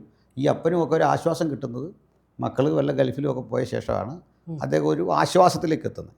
പിന്നെ ഈ മനുഷ്യനെ മക്കൾ അവിടേക്ക് വിളിക്കും, അവിടെയൊക്കെ ചർച്ചുണ്ട്. അദ്ദേഹം അവിടെ ഒരു റൗണ്ടൊക്കെ അടിച്ച് വരുമ്പോൾ ഒരു ചെറിയ വീട് വെക്കാനൊക്കെ ഉള്ള പൈസ കിട്ടും ആ മനുഷ്യന്. ഇത് ജനങ്ങൾക്ക് ഇത് പൈസ കൊടുത്ത് ഈ ആളിനെ കൊണ്ടുവരുന്നുള്ളതൊരു സംഘപരിവാർ പ്രചരണമാണ്. അല്ലാതെ അതെങ്ങനെ എങ്ങനെ ഇവർ പിടിച്ചാൽ മതിയല്ലോ ഈസി ആയിട്ട്. ഇന്ത്യയിൽ എവിടെങ്കിലും ഇങ്ങനെ പണം കൊടുത്ത് ആളിനെ മാറ്റാൻ ശ്രമിച്ചു എന്ന് പറഞ്ഞ ഒരു കേസ് ഇന്ത്യയിൽ എവിടെയും രജിസ്റ്റർ ചെയ്തിട്ടില്ല. എവിടെയുള്ള ഇത് ഊഹം പറയുന്നതിനപ്പുറത്തേക്ക് അല്ലെങ്കിൽ ഒറ്റപ്പെട്ട കേൾവികൾ കണ്ടേക്കാം, എവിടെയും ഒരു കേസ് രജിസ്റ്റർ ചെയ്യപ്പെട്ടിട്ടില്ല ഇങ്ങനെ. അത് ഇന്ത്യയിൽ സാധിക്കില്ല. അതിന് അത്ര വല്ല ഈ ഫണ്ടിൻ്റെ സ്വഭാവം അതല്ല. ഇങ്ങനെ അത് ചെയ്യാനും പാടില്ല. കാരണം 1 ഇയർ ഇപ്പോൾ ശരണ്യ ഞങ്ങളുടെ കമ്മ്യൂണിറ്റിയുടെ ഭാഗമാണെങ്കിൽ നാളെ രാവിലെ നിങ്ങൾ ഞങ്ങളുടെ ഭാഗമില്ല. വിതിൻ 1 ഇയർ ഞങ്ങൾ നിങ്ങളെ നിരീക്ഷിക്കുകയാണ്. എന്തൊക്കെയാണ് നിങ്ങളുടെ കാര്യങ്ങൾ, നിങ്ങൾക്ക് ചേർന്ന് പോകാം. അതിനിടയ്ക്ക് നിങ്ങൾക്ക് വിവാഹമോ മരണമോ വന്നാലുള്ള റിച്വൽസിൻ്റെ ഭാഗമാകും. അതല്ലാതെ നിങ്ങളെ ഇതിൻ്റെ ഭാഗമാക്കി ഇതിൻ്റെ ഫുള്ളി സബ്സ്ക്രൈബ്ഡ് മെമ്പറാക്കില്ല. അതിന് ഒരു വർഷമേ എടുക്കും കുറഞ്ഞത്. പുരുഷന്മാരാണെങ്കിൽ പിന്നെ എടുക്കും, കാരണം ഇവർ മദ്യപിക്കുകയോ ഇങ്ങനെയൊക്കെ പോയാൽ നമുക്കുണ്ടാക്കുന്ന ഒരു ഫ്രസ്ട്രേഷനുണ്ട്. ഇതുകൊണ്ട് പറയും അവനിത് ബാപ്റ്റിസമാണല്ലോ, ഈ ബാപ്റ്റിസം കൊടുക്കാറായിട്ടില്ല എന്ന് പറയും. ഫസ്റ്റ് കൺവേർഷൻ ഈ കേരളത്തിൽ നടക്കുന്ന 1854 അത് മല്ലപ്പള്ളിയിലാണ് ആദ്യത്തെ കൺവേർഷൻ. ഒരു തെയ്യത്താൻ എന്ന് പറയുന്ന, യഥാർത്ഥ പേര് ദൈവത്താൻ, ഉച്ചാരണം കൊണ്ട് തെയ്യത്താൻ നടന്നെന്ന് പറയുക. അപ്പോൾ ഈ തെയ്യത്താനും കുടുംബമാണ് 8 പേരാണ് ആദ്യത്തെ കൺവേർട്സ് ഫ്രം ദലിത് കമ്മ്യൂണിറ്റിയിൽ നിന്ന്. അത് ജോൺ ഹോക്സ്വർത്ത് എന്ന് പറയുന്ന ഒരു മിഷണറി ഈ മനുഷ്യനെ വയലിൽ വെച്ച് വിലക്ക് മേടിക്കുകയാണ്. വിലക്ക് മേടിച്ച് 8 പേരെ റിലീസ് ചെയ്യുകയാണ്. ഇദ്ദേഹത്തിന് ആദ്യം കൊടുക്കുന്ന സോപ്പാണ്. മല്ലപ്പള്ളി ആറ്റിലിറങ്ങി കുളിക്കാൻ പറഞ്ഞത്. അപ്പോൾ സോപ്പ് ആദ്യം കാണുകയാണ് ഒരു അടിമ. അയാൾ അത് മൊത്തം ഉരച്ച് തീർത്തെന്നാണ് ഇതിൻ്റെ ഗന്ധമൊക്കെ കൊണ്ട് ആദ്യം. അപ്പോൾ ഇദ്ദേഹത്തെ കുളിപ്പിച്ച് വൃത്തിയാക്കി ഒറ്റ കൊല്ലം കൊണ്ട് മിഷൻ ക്യാമ്പസിൽ പാർപ്പിച്ച് 75 ചോദ്യങ്ങളുണ്ട്. ഈ ലണ്ടനിലെ മിഷൻ സൊസൈറ്റി പ്രസ്താവന ചെയ്യുന്ന 75 ചോദ്യങ്ങൾക്ക് ഉത്തരം പറയാൻ പ്രാപ്തനാകണം. അപ്പം ഞാനൊരാൾക്ക് ബാപ്റ്റിസം കൊടുത്താൽ ഇയാൾ ഇത് എന്തിന് ബാപ്റ്റൈസ് ചെയ്യുന്നു എന്ന് ശരണ്യക്ക് പറഞ്ഞു തരാനുള്ള പ്രാപ്തി അയാൾക്കുണ്ടാവണം. അല്ല ഞങ്ങൾ ഇയാളെ പിറ്റേന്ന് രാവിലെ ആക്കൂല, ഇതിലേക്കൊന്നും കൊണ്ടുവരില്ല. അപ്പോൾ ഇതിൻ്റെ ഈ സങ്കീർണമായ കുറേ പ്രോസസ്സുണ്ട് ഇതിന്. ഇതറിയാതെയാണ് ആളുകൾ ഈ പറയുന്നത്. ഇപ്പം പറഞ്ഞ പോലെ കല്ലുമാല, ചാന്നാർ സമരവും കല്ലുമാലയും ഒക്കെ നമുക്കറിയാം. ഈ പറഞ്ഞ ദളിത് കമ്മ്യൂണിറ്റിയെ ഒരു കാലത്ത്, അല്ലെങ്കിൽ ഒരു കാലത്തൊന്നല്ല, നമ്മളിപ്പോൾ കോട്ടയം ആയതുകൊണ്ട് നമുക്ക് പെട്ടെന്ന് അറിയാൻ സാധിക്കും, ആ പ്രദേശത്ത് ട്രിവാൻഡ്രം മുതൽ ഇങ്ങ് കോട്ടയം, ഇടുക്കി വരെ ഏറ്റവും കൂടുതൽ കൺവേർഷൻ നടന്നേക്കുന്ന ദളിത് കുടുംബങ്ങളിൽ നിന്നാണ്. കാരണം എന്ന് പറയുന്നത് ഈ പ്രധാനമായിട്ടും അങ്ങോട്ട് പോയ പട്ടിണിയില്ല. അന്ന് മിഷണറീസ് ഏറ്റവും കൂടുതൽ ഹെൽപ്പ് ചെയ്തുകൊണ്ടിരുന്ന, നമ്മളെ തൊട്ടുകൂടായ്മ തീണ്ടിക്കൂടായ്മ ഉണ്ടായിരുന്ന സമയത്ത് നമ്മൾക്ക് കിട്ടുന്നത് ഭക്ഷണം കിട്ടും നല്ലത്, പിന്നെ നമ്മൾക്ക് നല്ല വസ്ത്രം ധരിക്കാം. ഈ കൺവേർഷനിലേക്ക് പോയാൽ ഇന്നലെ വരെ നിങ്ങൾ മാറ്റി നിർത്തുകയാണെങ്കിൽ ഇന്ന് ക്രിസ്ത്യാനിറ്റി ആയാൽ നിങ്ങൾ മാറി നിൽക്കണ്ട, എട്ടടി മാറി നിൽക്കണ്ട എന്നുള്ളതുകൊണ്ടാണ് പലരും. ഞാൻ പണ്ട് നമ്മുടെ കുറുപ്പന്തറ ഭാഗത്തൊരു അമ്മച്ചിയോട് സംസാരിച്ചപ്പോഴാണ് അമ്മച്ചി പറഞ്ഞത്, അമ്മച്ചി ഭയങ്കര പ്രായമുള്ള അമ്മച്ചിനോട് പറഞ്ഞു ഇതെങ്ങനെ ഉണ്ടായിരുന്നു തൊട്ടുകൂടാൻ. പക്ഷെ അമ്മച്ചിയുടെ ഫാമിലിയിൽ നിന്ന് ഇങ്ങനെ മാറിയപ്പോഴത്തേക്ക്, അമ്മച്ചിയുടെയൊക്കെ ചെറുതിൽ നിന്ന് മാറിയപ്പോൾ അവിടെ വേറെ പ്രശ്നമില്ല. അതായത് ഈ മനുഷ്യനായിട്ട് അംഗീകരിക്കപ്പെടുക എന്നുള്ളതായിരുന്നു ഈ സഭയിലേക്ക് മാറുന്നതിൻ്റെ ഒരു പ്രധാന കാരണം. പിന്നെ വസ്ത്രം, പിന്നെ ഭക്ഷണം, ഇതായിരുന്നു. അപ്പോൾ ഇപ്പം നിങ്ങളുടെ സമുദായത്തിൽ ഇപ്പം അടുത്തിടെ ദളിത്, ഇപ്പം വിനിലേട്ടന് ഒരു ഇത് എഴുതിയിട്ടുണ്ടായിരുന്നു, കോട്ടയം കുറവലങ്ങ 2 തരം പള്ളിയുണ്ടെന്നും, ഒന്ന് നിങ്ങളുടേത് എന്തുവായിരുന്നതിന് അറിയപ്പെടുന്നത് 2 രീതിയിൽ, അതായത് ദളിത് കമ്മ്യൂണിറ്റി റീജിയനും മറ്റേത് സ്റ്റേറ്റ് ഡിവിഷനും ആകുന്നത് എങ്ങനെയാണ്. നമ്മൾ ഒരു കാലത്ത് ഈ പറയുന്ന ആളുകളെ ചേർത്ത് നിർത്താൻ, ഈ കൺവേർഷൻ എന്ന് പറയുന്ന അന്ന് മാസീവായിട്ട് നടത്തിയത് മതം വളർത്താനാണ് അന്ന് നടത്തിയെങ്കിൽ, അന്ന് ആളുകൾ പോയത് ശരിക്കും പറഞ്ഞാൽ മനുഷ്യനായിട്ട് അംഗീകരിക്കപ്പെടുന്നു എന്നുള്ളത് കൊണ്ടാണ്. അതുകൊണ്ടാണ് അന്നത്തെ കാലത്തെ ആരും, ഇപ്പം അയ്യങ്കാളിയൊക്കെ ഉണ്ടായിരുന്ന സമയത്ത് പോലും എതിർത്തിട്ടില്ല. ഇപ്പോൾ പൊയ്കേലപ്പച്ചൻ്റെ ഒക്കെ അവിടെ എന്ന് പറയുമ്പോഴും ഇതേ രീതിയിലാണ് അവർ സ്വാഗതം ചെയ്യണം, മനുഷ്യനായിട്ട് നിൽക്കാൻ സ്വാഗതം ചെയ്യുകയാണ്. അപ്പം ഈ പറയുന്ന ഡിവിഷൻ ഇന്നും നിലനിൽക്കുന്നുണ്ട്. അതെങ്ങനെയാണ്? പറയാം. എൻ്റെയർ ക്രിസ്ത്യാനിറ്റി ലോകത്തിലെ അതെന്താണെന്നറിയോ? ഇല്ല. ഈ സുറിയാനി ക്രിസ്ത്യാനി എന്ന് പറയുന്ന ജനുസ്, നിങ്ങളുടെ കോട്ടയം, നിങ്ങളുടെ എടുത്തു പറയാൻ കാരണം കുറവിലങ്ങാട്, പാല, ഇങ്ങനെയുള്ള കുറേ സ്ഥലത്തുള്ളൊരു മൈക്രോ മൈനോറിറ്റിയുടെ പേരാണ്. ഒറ്റ പോപ്പും ഇതുവരെ സുറിയാനി ക്രിസ്ത്യാനി ആയിട്ടില്ല. മൊത്തം ലാറ്റിനാണ്. ലോകവ്യാപകമായ ശക്തിമത്തായ ക്രിസ്തീയത ദലിതാണ്. പെന്തക്കോസ്റ്റലിസത്തിൻ്റെ ആരംഭകൻ ഒരു കണ്ണ് നഷ്ടപ്പെട്ടു പോയ വില്യം ജെ സെയ്മൂർ എന്നറിയപ്പെടുന്ന ഒരു ബ്ലാക്കാണ്. അറിയാലോ, നീഗ്രോ എന്ന് പറയാൻ ഇപ്പം നമുക്ക് നിയമമില്ല, അതറിയോ? വിദേശത്ത് പറഞ്ഞാൽ നമ്മൾ അറസ്റ്റ് ചെയ്യപ്പെടും. അതുകൊണ്ട് ഞാൻ ആ പദം കമ്മ്യൂണിക്കേഷൻ ഉപയോഗിച്ചാൽ. അദ്ദേഹമാണ് ആധുനിക പെന്തക്കോസ്റ്റലിസത്തിൻ്റെ ഫാദർ എന്ന് പറയുന്നത്. ഇനി ഇത് ആദിവാസികൾ, ദലിതർ, ഈ സമൂഹങ്ങൾക്കിടയിലാണ് ക്രിസ്ത്യാനിറ്റി തന്നെ ഏറ്റവും ശക്തമായിട്ടുള്ളത്. അപ്പം നമ്മൾ എന്തുകൊണ്ടാണ് കേരളീയ ക്രിസ്ത്യാനിത്വത്തെ ഒരു സവർണത അവർണത എന്ന രീതിയിൽ വരാൻ കാരണം, ഇതിലൊരു ഭൂരിപക്ഷം മനുഷ്യർ, ഇന്നുള്ള ക്രൈസ്തവരുടെ ഒരു ഭൂരിപക്ഷ ആളുകൾ, ഇന്ന് സവർണ ക്രൈസ്തവരുടെ നല്ലൊരു ഭാഗം ആളുകൾ നായർ കൺവേർട്സാണ്. അവർ പറയുന്നത് ചിലർ ബ്രാഹ്മൺസാന്ന് പറയുന്നുണ്ട്, പക്ഷേ എൻ്റെ പഠനത്തിൽ നായർസാണ് ഭൂരിപക്ഷ ആളുകൾ. പിന്നെ ഈഴവാസുണ്ട്, നല്ലപോലെ ഈഴവാസ് വൻതോതിൽ കൺവേർട്ട് ചെയ്ത് വന്നിട്ടുണ്ട്. ഇനി അതുപോലെ ഈ ആദിവാസി സമൂഹങ്ങളിൽ നിന്ന് വിശേഷിച്ച് അരയാസ്, മലയരയാസ് ധാരാളം വന്നിട്ടുണ്ട്. ഉള്ളാടർ എന്ന് പറയുന്നൊരു സമൂഹമുണ്ട്. അങ്ങനെ ഒരു മുഖ്യമന്ത്രി വരെ കേരളത്തിലുണ്ടെന്നുള്ള, ഞാൻ പേര് പറയുന്നില്ല, ആ സമൂഹത്തിൽ നിന്ന് കൺവേർട്ട് ചെയ്ത് സവർണനായിപ്പോയ ആളുണ്ട്. മധുരാങ്കൂറിലുണ്ട്. മനസ്സിലായില്ലേ? എനിക്ക് പറയാൻ മടിയൊന്നുമില്ല. ഇന്നൊരു MP ഉണ്ട് ഇതേ വിധത്തിൽ തന്നെ, ഹൈഡ് ചെയ്ത് നിൽക്കുന്നൊരു MP ഉണ്ട് ഇതേ വിധത്തിൽ. തെളിവ് ചോദിച്ചാൽ പിന്നെ പറഞ്ഞുതരാം. മനസ്സിലായില്ലേ? എനിക്ക് MP-നെ മനസ്സിലായി, മുഖ്യമന്ത്രിയെ മാത്രം എനിക്ക് മനസ്സിലാകത്തില്ല. ഒത്തിരി ജനപ്രിയനാണ് ആൾ. അപ്പം അങ്ങനെയുള്ള ചരിത്രം ഇവിടെ നാട്ടിലുണ്ട്. പക്ഷെ കുറേ കഴിയുമ്പോൾ ഇതൊരു മെയിൻ സ്ട്രീമിലേക്ക് ലയിച്ചിട്ട് ഇവരുടെ ഈ ഐഡൻറ്റിറ്റി അങ്ങ് നഷ്ടപ്പെടും. നഷ്ടപ്പെട്ട് ഇതിൻ്റെ ഭാഗമാകും. നല്ലതാണ്, കൾച്ചർ അങ്ങനെയാണ്, എന്നും അങ്ങനെ പിടിച്ചു വെക്കേണ്ടതൊന്നല്ല, അത് കൊണ്ടും കൊടുത്തും കയറേണ്ടതാണ്. പിന്നെ ചോദിച്ചാൽ ഈ കാസ്റ്റിസത്തെ പറ്റിയാണ്.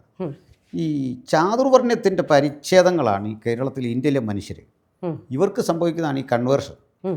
ഇതുമായി ബന്ധപ്പെട്ട് ഒത്തിരി മനഃശാസ്ത്രപരമായ തലങ്ങളുണ്ട്, മനഃശാസ്ത്രപരമായ കാര്യങ്ങളുണ്ട്. അപ്പോൾ ഇവർ വന്നു കഴിയുമ്പോൾ ഈ കൾച്ചർ തമ്മിൽ ക്ലാഷ് ഉണ്ടാവും. കൾച്ചർ തമ്മിൽ ക്ലാഷ് ഉണ്ടാകുമ്പോഴേക്ക്, ഉദാഹരണം ഭക്ഷണം, വസ്ത്രം, പല ഘടകങ്ങളുണ്ട്. അപ്പോൾ ഒന്ന് വന്നത് വയലിൽ നിന്നോ പണിയെടുക്കുന്ന ഇടത്തു നിന്നാണ്. മറ്റൊന്ന് ഒരു സവർണ സുഖലോലുപതയിൽ നിന്ന് വന്ന കമ്മ്യൂണിറ്റികൾ തമ്മിൽ ഉണ്ടാകുന്ന കൾച്ചറൽ ക്ലാഷ് ഉണ്ട്. ഈ ക്ലാഷ് അനിവാര്യമായിരുന്നു വെച്ചാൽ ആ ക്ലാഷിൽ നിന്ന് പിന്നെ ഉണ്ടായത് ഗുണപരമായ കാര്യങ്ങളാണ്. കാരണം ഈ കൊളീഷൻ നടക്കാതെ സയൻറ്റിഫിക്കലി ഒരു നല്ല ഉൽപ്പന്നം കിട്ടൂല. കൊളീഷനാണ് എപ്പോഴും കൂട്ടിയിടി കൊണ്ടാണ് നല്ല ഉൽപ്പന്നം കിട്ടുന്നത് അല്ലേ? അപ്പോൾ ഈ റീജിയൻ ഉണ്ടായി എന്ന് പറയുന്നതോ മറ്റു സ്ഥാപനം ഉണ്ടായി എന്ന് പറയുന്നതോ അവർക്ക് സ്വന്തം സർവൈവലിന് സൗകര്യമായി. അതിനും കോടികളുടെ ആസ്തിയുണ്ട്. അവർക്ക് സെപ്പറേറ്റ് അഡ്മിനിസ്ട്രേഷൻ ഉണ്ട്. അതുപോലെ അവർക്ക് നൂറുകണക്കിന് ചർച്ചസ് ഉണ്ട്. അവർ സഫിഷ്യൻ്റാണ്, സെൽഫ് സഫിഷ്യൻ്റാണ്. അപ്പോൾ അത് ഞങ്ങൾക്ക് തമ്മിൽ യോജിച്ചു പോകാൻ പറ്റുന്നില്ല എന്ന തോന്നലിൽ അവർ രൂപപ്പെടുത്തിയൊരു സ്ഥാപനമാണ്. അവരെയും ഇൻ്റർനാഷണൽ കോൺഫറൻസിൽ ക്ഷണിക്കും. ആ ഓവർസിയർ ഇതിൻ്റെ പരമാധികാരി, അഡ്മിനിസ്ട്രേറ്റീവ് ബിഷപ്പ് എന്ന് പറയും. ആ ബിഷപ്പിന് ഈ ബിഷപ്പിനും സാലറി തുല്യം. എനിക്കും എൻ്റെ അറിവ് ശരിയെങ്കിൽ ഒരു $1000 അവരുടെ സാലറി, ഏതാണ്ട് ഒരു 85,000 റുപ്യ. അവിടെയുണ്ട്, ഇവിടെയുണ്ട്. അപ്പോൾ എന്താ അവഗണന വന്നെന്നാണ് പറയുന്നത്? അതിൽ പറ്റില്ല എന്ന് തോന്നിയപ്പോൾ മാറിയുണ്ടായിട്ടുള്ള ആ നിലനിൽപ്പിന് അവരിപ്പോൾ കൂടുന്നുണ്ട്. പല കാര്യത്തിൽ അങ്ങോട്ടും ഇങ്ങോട്ടും കൂടുന്നുണ്ട്. വേദികളിൽ ഒന്നായിട്ട് വരുന്നുണ്ട്. അന്നത്തെ കാലം അതല്ല. അത് ജാതീയത കൊടുമ്പിരിക്കൊണ്ടിരിക്കുന്ന ഒരു കാലമാണ്. ഇന്ന് ചുമ്മാ പാടുന്ന പണ്ടെങ്ങാണ്ടൊരു നാടുണ്ടായിരുന്നേ അന്ന് ഭയങ്കര സുഖമാണെന്നൊക്കെ ചുമ്മാ യൂട്ടോപ്യനാണ്. ഇന്നാണ് മനുഷ്യന് ബോധമായത്. അന്നൊന്നുമല്ല. ആരാണ് ആ പാട്ട് എഴുതിയെന്നുള്ളത് കണ്ടുപിടിക്കേണ്ടതുണ്ട്. അത്ര ഫോഷ്കാണ് ആ പാട്ട്. അന്നത്തെ മനുഷ്യരായിരുന്നു തികഞ്ഞ വർഗീയവാദികൾ. അടുത്തിരിക്കുന്ന ഒരുത്തനെ അടയാളപ്പെടുന്ന ജാതിയാലാണ്. നിങ്ങളുടെ വീടിൻ്റെ അടുത്തുള്ള താമസം ഉണ്ടെങ്കിൽ പറയാൻ പോകുന്ന ഒരു ഈഴവൻ അവിടെ ഉണ്ട്, ഒരു മുസ്ലിമാണ്. ഇന്നത് മനുഷ്യർക്ക് വിഷയമൊന്നുമല്ല. ബ്ലൈൻഡായ ഒരു ആളിനെ അന്നത്തെ മനുഷ്യൻ പറയുന്നത് പൊട്ടക്കണം എന്നാണ്. ഇന്നത്തെ കുട്ടി പറയുന്നത് ബ്ലൈൻഡായ അങ്കിളെന്നാണ്. ഇന്നത്തെ ആൾക്കാരാണ് നല്ലത്. സമൂഹം നന്നായത് ഇപ്പോഴാണ്. നമ്മൾ വിഷയം വിട്ടുമല്ല. ഇനി മറ്റൊന്ന്, ഈ ദലിതർ പൊതുവെ 2 ഇടങ്ങളാണ് അവരുടെ സ്വാഭാവിക ഇടം എൻ്റെ നിരീക്ഷണത്തിൽ. ഒന്ന് ക്രിസ്ത്യാനിറ്റിയും 2 LDFുമാണ് അവരുടെ സ്വാഭാവിക ഇടങ്ങളായിരുന്നു. അതിനോട് 2നോടും അവർക്ക് കലഹിക്കേണ്ടി വന്നു പിൽക്കാലത്ത്. അതൊരു പ്രതിഷേധമാണ്. നിങ്ങൾ പരിശോധിച്ചാൽ കൊടിക്കുന്നിൽ സുരേഷിനെ എടുത്താലും രാജ എടുത്താലും രാധാകൃഷ്ണനെ എടുത്താലും ഇവരെല്ലാം ഒരു ക്രിസ്ത്യാനിയുണ്ട്. BJP-കാരൻ പറയുന്ന പോലെ ഒരു ക്രിസ്തീയ തർക്കമുണ്ട് ആ കുടുംബത്തിൽ. ഇദ്ദേഹത്തിൻ്റെ സർട്ടിഫിക്കറ്റ് സംബന്ധിച്ചോ മറ്റൊരു കാര്യത്തിൽ പറഞ്ഞു വരുമ്പോൾ ഇവർ പള്ളിയിൽ പോയിരുന്നു എന്നും പറഞ്ഞൊരു കേസില്ലാതിരിക്കുകയില്ല ഈ വീടുകളിലെല്ലാം. അപ്പോൾ ഇവരുടെ ഉള്ളിൽ എവിടെയോ ഒരു ക്രിസ്ത്യൻ ഇൻ്റർഫിയറൻസ്, ഒരു കമ്മ്യൂണിക്കേഷൻ നടന്നിട്ടുണ്ട് ഒന്നിൽ ഇവരുടെ ഫോർഫാദേഴ്സിന്. അപ്പോൾ 2 കാരണങ്ങളാലാണ് അതിൻ്റെ നിരാശ സംഭവിച്ചത്. ഒന്ന് സംവരണ പ്രശ്നങ്ങൾ. 1950 പ്രസിഡൻഷ്യൽ ഓർഡർ വഴി ദലിതരുടെ സംവരണം, ക്രൈസ്തവരുടെ സംവരണം റദ്ദ് ചെയ്തു. അത് കോൺഗ്രസ്സാണ് ചെയ്യുന്നത്. അതിനുശേഷം അതുണ്ടായിട്ടുള്ള ചില ആനുകൂല്യങ്ങളുമായി ബന്ധപ്പെട്ട പ്രശ്നങ്ങൾ. രണ്ടാമത്തെ വിഷയം എന്ന് പറയുന്നത് ഈ ക്രിസ്ത്യാനിറ്റിക്കകത്ത് അവർ പ്രതീക്ഷിച്ച ചില കാര്യങ്ങളെ കാണാൻ കഴിയാതെ വന്നപ്പോൾ തിരിച്ചു പോകാനുള്ള പ്രവണത വന്നു. ഈ 2 കാര്യങ്ങളാൽ ഈ പറഞ്ഞ കാര്യങ്ങളുണ്ട്. അപ്പോൾ തന്നെ ഈ ദലിതരുടേതെന്ന് കരുതുന്ന പ്രസ്ഥാനമില്ലേ, അവയെല്ലാം കോടികളുടെ ആസ്തിയുള്ള സമ്പന്ന സഭ സാൽവേഷൻ ആർമി ട്രിവാൻഡ്രത്ത് മാത്രമാണ് അത് കൂടുതൽ. അതിൻ്റെ കവടിയാറി ചെന്നാൽ കിലോമീറ്റർ കണക്കിന് റോഡ് സൈഡ് സ്ഥലം, ഏക്കറല്ല അവർക്ക് സ്വന്തമുള്ളത്. അതുപോലെ അവർക്ക് കോളേജുണ്ട്, സ്കൂളുണ്ട്. സെവന്ത് ഡേ അഡ്വന്റിസ്റ്റ് മഹാപുരുഷ എറണാകുളത്തൊക്കെ ഒരു അഡ്മിഷൻ ശ്രമിച്ചിട്ട് ദലിതർ കൂടുതലുള്ള സ്ഥാപനമാണ്. അപ്പോൾ എനിക്കതൊന്ന് മനസ്സിലാവുന്ന പക്ഷേ ഈ seventh day, salvation army, church of assembly, ഇവിടെ ഒരെണ്ണമുണ്ട്, ഈ കളമശ്ശേരിയിൽ ഒരെണ്ണമുണ്ട്, പേര് ഞാൻ മറന്നുപോയി. ഇങ്ങനെ കുറേ ചർച്ചകളുണ്ട്. അതായത് ഇപ്പോൾ പറയുന്ന ബ്രദർ തങ്കു, ഈ പെന്തക്കോസ്റ്റിൽ തന്നെ കുറേ സബ്സഭകളുണ്ട്. അതെന്താണ് ഈ പറഞ്ഞ സാൽവേഷൻ ആർമിയും ഇതൊക്കെ എന്താണ് ശരിക്കും? ചിലത് വൈദേശികമായി അവിടെ രൂപപ്പെട്ട് ഇവിടെ വന്ന അതിൻ്റെ എന്താ പറയുക, ഒരു ഇന്ത്യൻ ചാപ്റ്റേഴ്സാണ് ചിലത്. അതിൽ ലോകത്തിലെ ഏറ്റവും വലിയ ചർച്ചാണ് അസംബ്ലീസ് ഓഫ് ഗോഡ്, ഞാൻ പറഞ്ഞല്ലോ. രണ്ടാമത്തെയാണ് ചർച്ച് ഓഫ് ഗോഡ്. ഇത് രണ്ടുമാണ് പ്രബല ചർച്ചകളെങ്കിൽ, അതായത് പെന്തക്കോസ്റ്റിലെ പ്രബല ചർച്ച. അതെ. പിന്നുള്ളത് ഇന്ത്യയിലല്ല, ശ്രീലങ്കയിൽ രൂപപ്പെട്ട പോൾ രാമൻകുട്ടി എന്ന് പറയുന്ന ഒരു ഈഴവ കൺവെർട്ട് രൂപീകരിച്ചൊരു പ്രസ്ഥാനം വളരെ വലുതാണ്. അതിൻ്റെ പേരാണ് CPM അല്ലെ TPM എന്ന് പറയും. അവരാണ് വിവാഹം കഴിക്കാത്ത പാസ്റ്റേഴ്സാണത്. പലപ്പോഴും ഈ സിനിമകളിൽ അവരെയാണ് ഇമിറ്റേറ്റ് ചെയ്യുന്നത് അറിയാതെ. ഉണ്ട്. അത് വിവാഹം കഴിക്കാതെ ഇരിക്കണം മസ്റ്റായിട്ട്. കാത്തലിസിൻ്റെ കുട്ടി അവരാണ് ഈ വെള്ള ഫുൾ ഇതിട്ട് വെള്ളം മാത്രം ധരിക്കുന്ന ആളുകൾ, തല നന്നായിട്ട് മുടിയെല്ലാം ക്ഷൗരം ചെയ്തിട്ടുള്ള ആളുകൾ. അവരുടെ കൂടെ വരുന്ന സിസ്റ്റേഴ്സുണ്ട്. ആ സിസ്റ്റേഴ്സും ഏതാണ്ട് ഫുൾ വൈറ്റാണ്. ഇപ്പോൾ ഇവരുടെ ഒരു പ്രസംഗശൈലിയൊക്കെയാണ് എൻ്റെ പെന്തക്കോസ്റ്റൽസിൻ്റെ ആളുകൾ അവതരിപ്പിക്കുന്നത്. ഇവർ ഇൻക്ലൂസീവായൊരു കമ്മ്യൂണിറ്റിയാണ്. നമ്മളുമായിട്ടൊന്നും ഞങ്ങളുടെ മീറ്റിങ്ങുകൾ പോലും വരാറില്ല, ഞങ്ങളെ അങ്ങോട്ടും വിളിക്കാറില്ല. സ്ട്രിക്റ്റ് ലൈഫാണ്, ഒരു രക്ഷയില്ല. ഏറ്റവും യഥാസ്ഥിതരായ ഒരു കമ്മ്യൂണിറ്റിയാണ്. അവരാണ് ഇന്ത്യയിൽ ഏറ്റവും പ്രബലരാണ് സാമ്പത്തികമായിട്ടുമൊക്കെ. അറിയായിരിക്കും നമ്മുടെ വിമാനത്താവളം മുതൽ ആറന്മുള അതൊക്കെ അതിലൊരു മെമ്പറാണ്. അതിൽ ഒരു മെമ്പറാണ് ചെറുവള്ളി എസ്റ്റേറ്റ്. അത് വേറെ. ആറന്മുളയാണല്ലോ ആദ്യം വരായിരുന്നത്. ചെറുവള്ളി എസ്റ്റേറ്റ് എൻ്റെ അടുത്താണ്, ഞങ്ങളുടെ അടുത്താണ്. എരുമേലിയിൽ ഞങ്ങളുടെ പിതാക്കന്മാരൊക്കെ അവിടുത്തെ ജോലിക്കാരാണ്. അപ്പോൾ പറഞ്ഞത് അങ്ങനെ ഒരു ഗ്രൂപ്പുണ്ട്. അവരുടെ പേരെന്താണ്? The Pentecostal mission. സിലോൺ എന്നായിരുന്നു ആദ്യത്തെ പേര്, സിലോൺ പെന്തക്കോസ്റ്റ് മിഷൻ. അത് പിന്നെ ഈ തമിഴ് തീവ്രവാദം ഒക്കെ ശക്തിപ്പെട്ടല്ലോ, LTT. അപ്പോൾ ഈ പേര് ഇവിടെ പ്രശ്നം ഉണ്ടാക്കി. ഇവരെന്തോ കുഴപ്പക്കാരാന്നൊക്കെ ഒരു ധാരണ വന്നു. ജനങ്ങളുമായിട്ട് ബന്ധമില്ല. ഈ ഘട്ടം വന്നപ്പോൾ ഇവർ TPM എന്നാക്കി. സിലോൺ അങ്ങ് കളഞ്ഞു. ശ്രീലങ്കൻ ഒറിജിനാത്. പിന്നെ ഉള്ളത് ഈ പറഞ്ഞ പോലെ ഒത്തിരി ഇതുപോലെ ചെറിയ കമ്മ്യൂണിറ്റികളുണ്ട്. പിന്നെ തങ്കു ബ്രദർ ആൻഡ് അതേഴ്സ് അവരൊരു ഈ ലേമൻസിൻ്റെ ഇടയിൽ നിന്ന് രൂപപ്പെട്ടു വന്ന മൂവ്മെൻറ്റുകളാണ്. സാധാരണ മനുഷ്യർക്ക് പ്രീസ്റ്റ് പൗരോഹിത്യത്തിൽ നിന്ന് ആരംഭിച്ചതല്ല, ജനങ്ങൾക്കിടയിൽ നിന്ന് ആരംഭിച്ചാണ്. അപ്പോൾ അവർ ചെയ്തത് ഈ പ്രെയർ ഗ്രൂപ്പുകൾ ഉണ്ടാക്കി, റിവൈവൽ സംഘങ്ങളെന്ന പേരിലുണ്ടാക്കി. അത് പിന്നെ ആളുകൾ കൂടുതൽ വന്നു, അങ്ങനെ പോകുന്ന ഒന്നാണ്. അവരും ഇതര ബന്ധക്കോസും തമ്മിൽ ബന്ധമില്ല, കുറി കൈമാറാറില്ല, കല്യാണം നടത്താറില്ല, തങ്ങളിൽ സഹകരണം ആ രീതിയിലില്ല. മാറി വരുന്നുണ്ടെന്നൊക്കെ കേൾക്കുന്നു. പക്ഷെ നിങ്ങളെല്ലാം പ്രാർത്ഥനാ രീതി ഒന്ന് തന്നെയാണ്? അല്ല, വ്യത്യാസമാണ്. പ്രാർത്ഥനാ രീതി എന്ന് പറഞ്ഞാൽ അതിന് നിയതമായൊരു എഴുത്തോ ചട്ടക്കൂടോ ഒന്നുമില്ല. അതായത് ഞാനെങ്ങനെ ശരണ്യോട് സംസാരിക്കുന്നു ഇതുപോലെയാണ് ഞങ്ങളുടെ പ്രെയർ. മനസ്സിലായില്ലേ? ദൈവം എന്ന് പറഞ്ഞാൽ ഓഫീസിട്ട് സ്വർഗത്തിൽ ഇരിക്കുന്ന ഒരാളല്ല. ബെല്ലൊക്കെ അടിച്ച് ക്ലാർക്കിനെയൊക്കെ വിളിച്ച് നീ അവിടെ പോയി ഇന്ന കാര്യം ചെയ്യുമെന്ന് പറയുന്ന ഒരാളല്ല. ദൈവം നമുക്ക് വേണ്ടിയുള്ള ആളാണ്, സർവ്വശക്തൻ, സർവ്വജ്ഞാനി. അതിന് പ്രത്യേകിച്ചൊരു സ്ഥലവും വേണ്ട, ഒരു സമയം വേണ്ട. ഇപ്പം എനിക്ക് ഇവിടുന്ന് പ്രാർത്ഥിക്കാം, അനായാസേന പ്രാർത്ഥിക്കുക. അതിന് ഒരുക്കി വെക്കേണ്ട ഒരു സൗകര്യമൊന്നുമില്ല. ഇതാണ് അതിൻ്റെ ഒരു ചിട്ട. പിന്നെ പാട്ടുകളെല്ലാം കോമൺ ആണ്. അത് പ്രൊട്ടസ്റ്റൻ്റുകളെല്ലാം ഒരേ പാട്ടാണ്. മാർത്തോമ, CSI, ഓർത്തഡോക്സ് എല്ലാം ഒരേ പാട്ടാണ് പാടുന്നത്. ഓർത്തഡോക്സ് വ്യത്യാസമുണ്ട്. മാർത്തോമ, CSI, പെന്തക്കോസ്റ്റൽ സഭകളെല്ലാം ഒരേ പാട്ട്, ഒരേ സംവിധാനമാണ്. അവരങ്ങോട്ടും ഇങ്ങോട്ടും സഹകരിക്കും. യഹോവ സാക്ഷികൾ അങ്ങനെയല്ലേ? അതും ഇതിൻ്റെ തന്നെയാണ്? അല്ലല്ലല്ല, അവരുമായിട്ട് ഒരു കണക്ഷനും നമുക്ക്. പെന്തക്കോസ്തുകാർക്ക് യഹോവ സാക്ഷികളായിട്ടൊരു കണക്ഷൻ അവർക്ക് ഇങ്ങോട്ടുമില്ല, നമുക്ക് അങ്ങോട്ടും ഇല്ല. നല്ല ശക്തമായ എതിരുകൾ അവരോടുണ്ട്, അവർക്ക് നമ്മളോടുമുണ്ട്. അതെന്താണ് വ്യത്യാസം? കാരണം നമ്മൾ കാണുമ്പോൾ അവർ ഒത്തിരി നമ്മൾ കാണുമ്പോൾ മാലയും കമ്മലും ഇല്ല, വെള്ള ഡ്രസ്സൊക്കെ അവർക്കില്ല. അല്ല, അവർക്ക് മാലയും കമ്മലൊക്കെ ഉണ്ട്. അവരുടേത് ഈ വാസ്റ്റ് ടവർ സൊസൈറ്റി എന്ന് പറഞ്ഞൊരു സ്ഥാപനം ഉണ്ട്. സിസ്റ്റമാറ്റിക്കാണ് വളരെ. അതും ഇവിടെ ഒറിജിൻ ആയതാണോ? ലോകവ്യാപകമാണ്.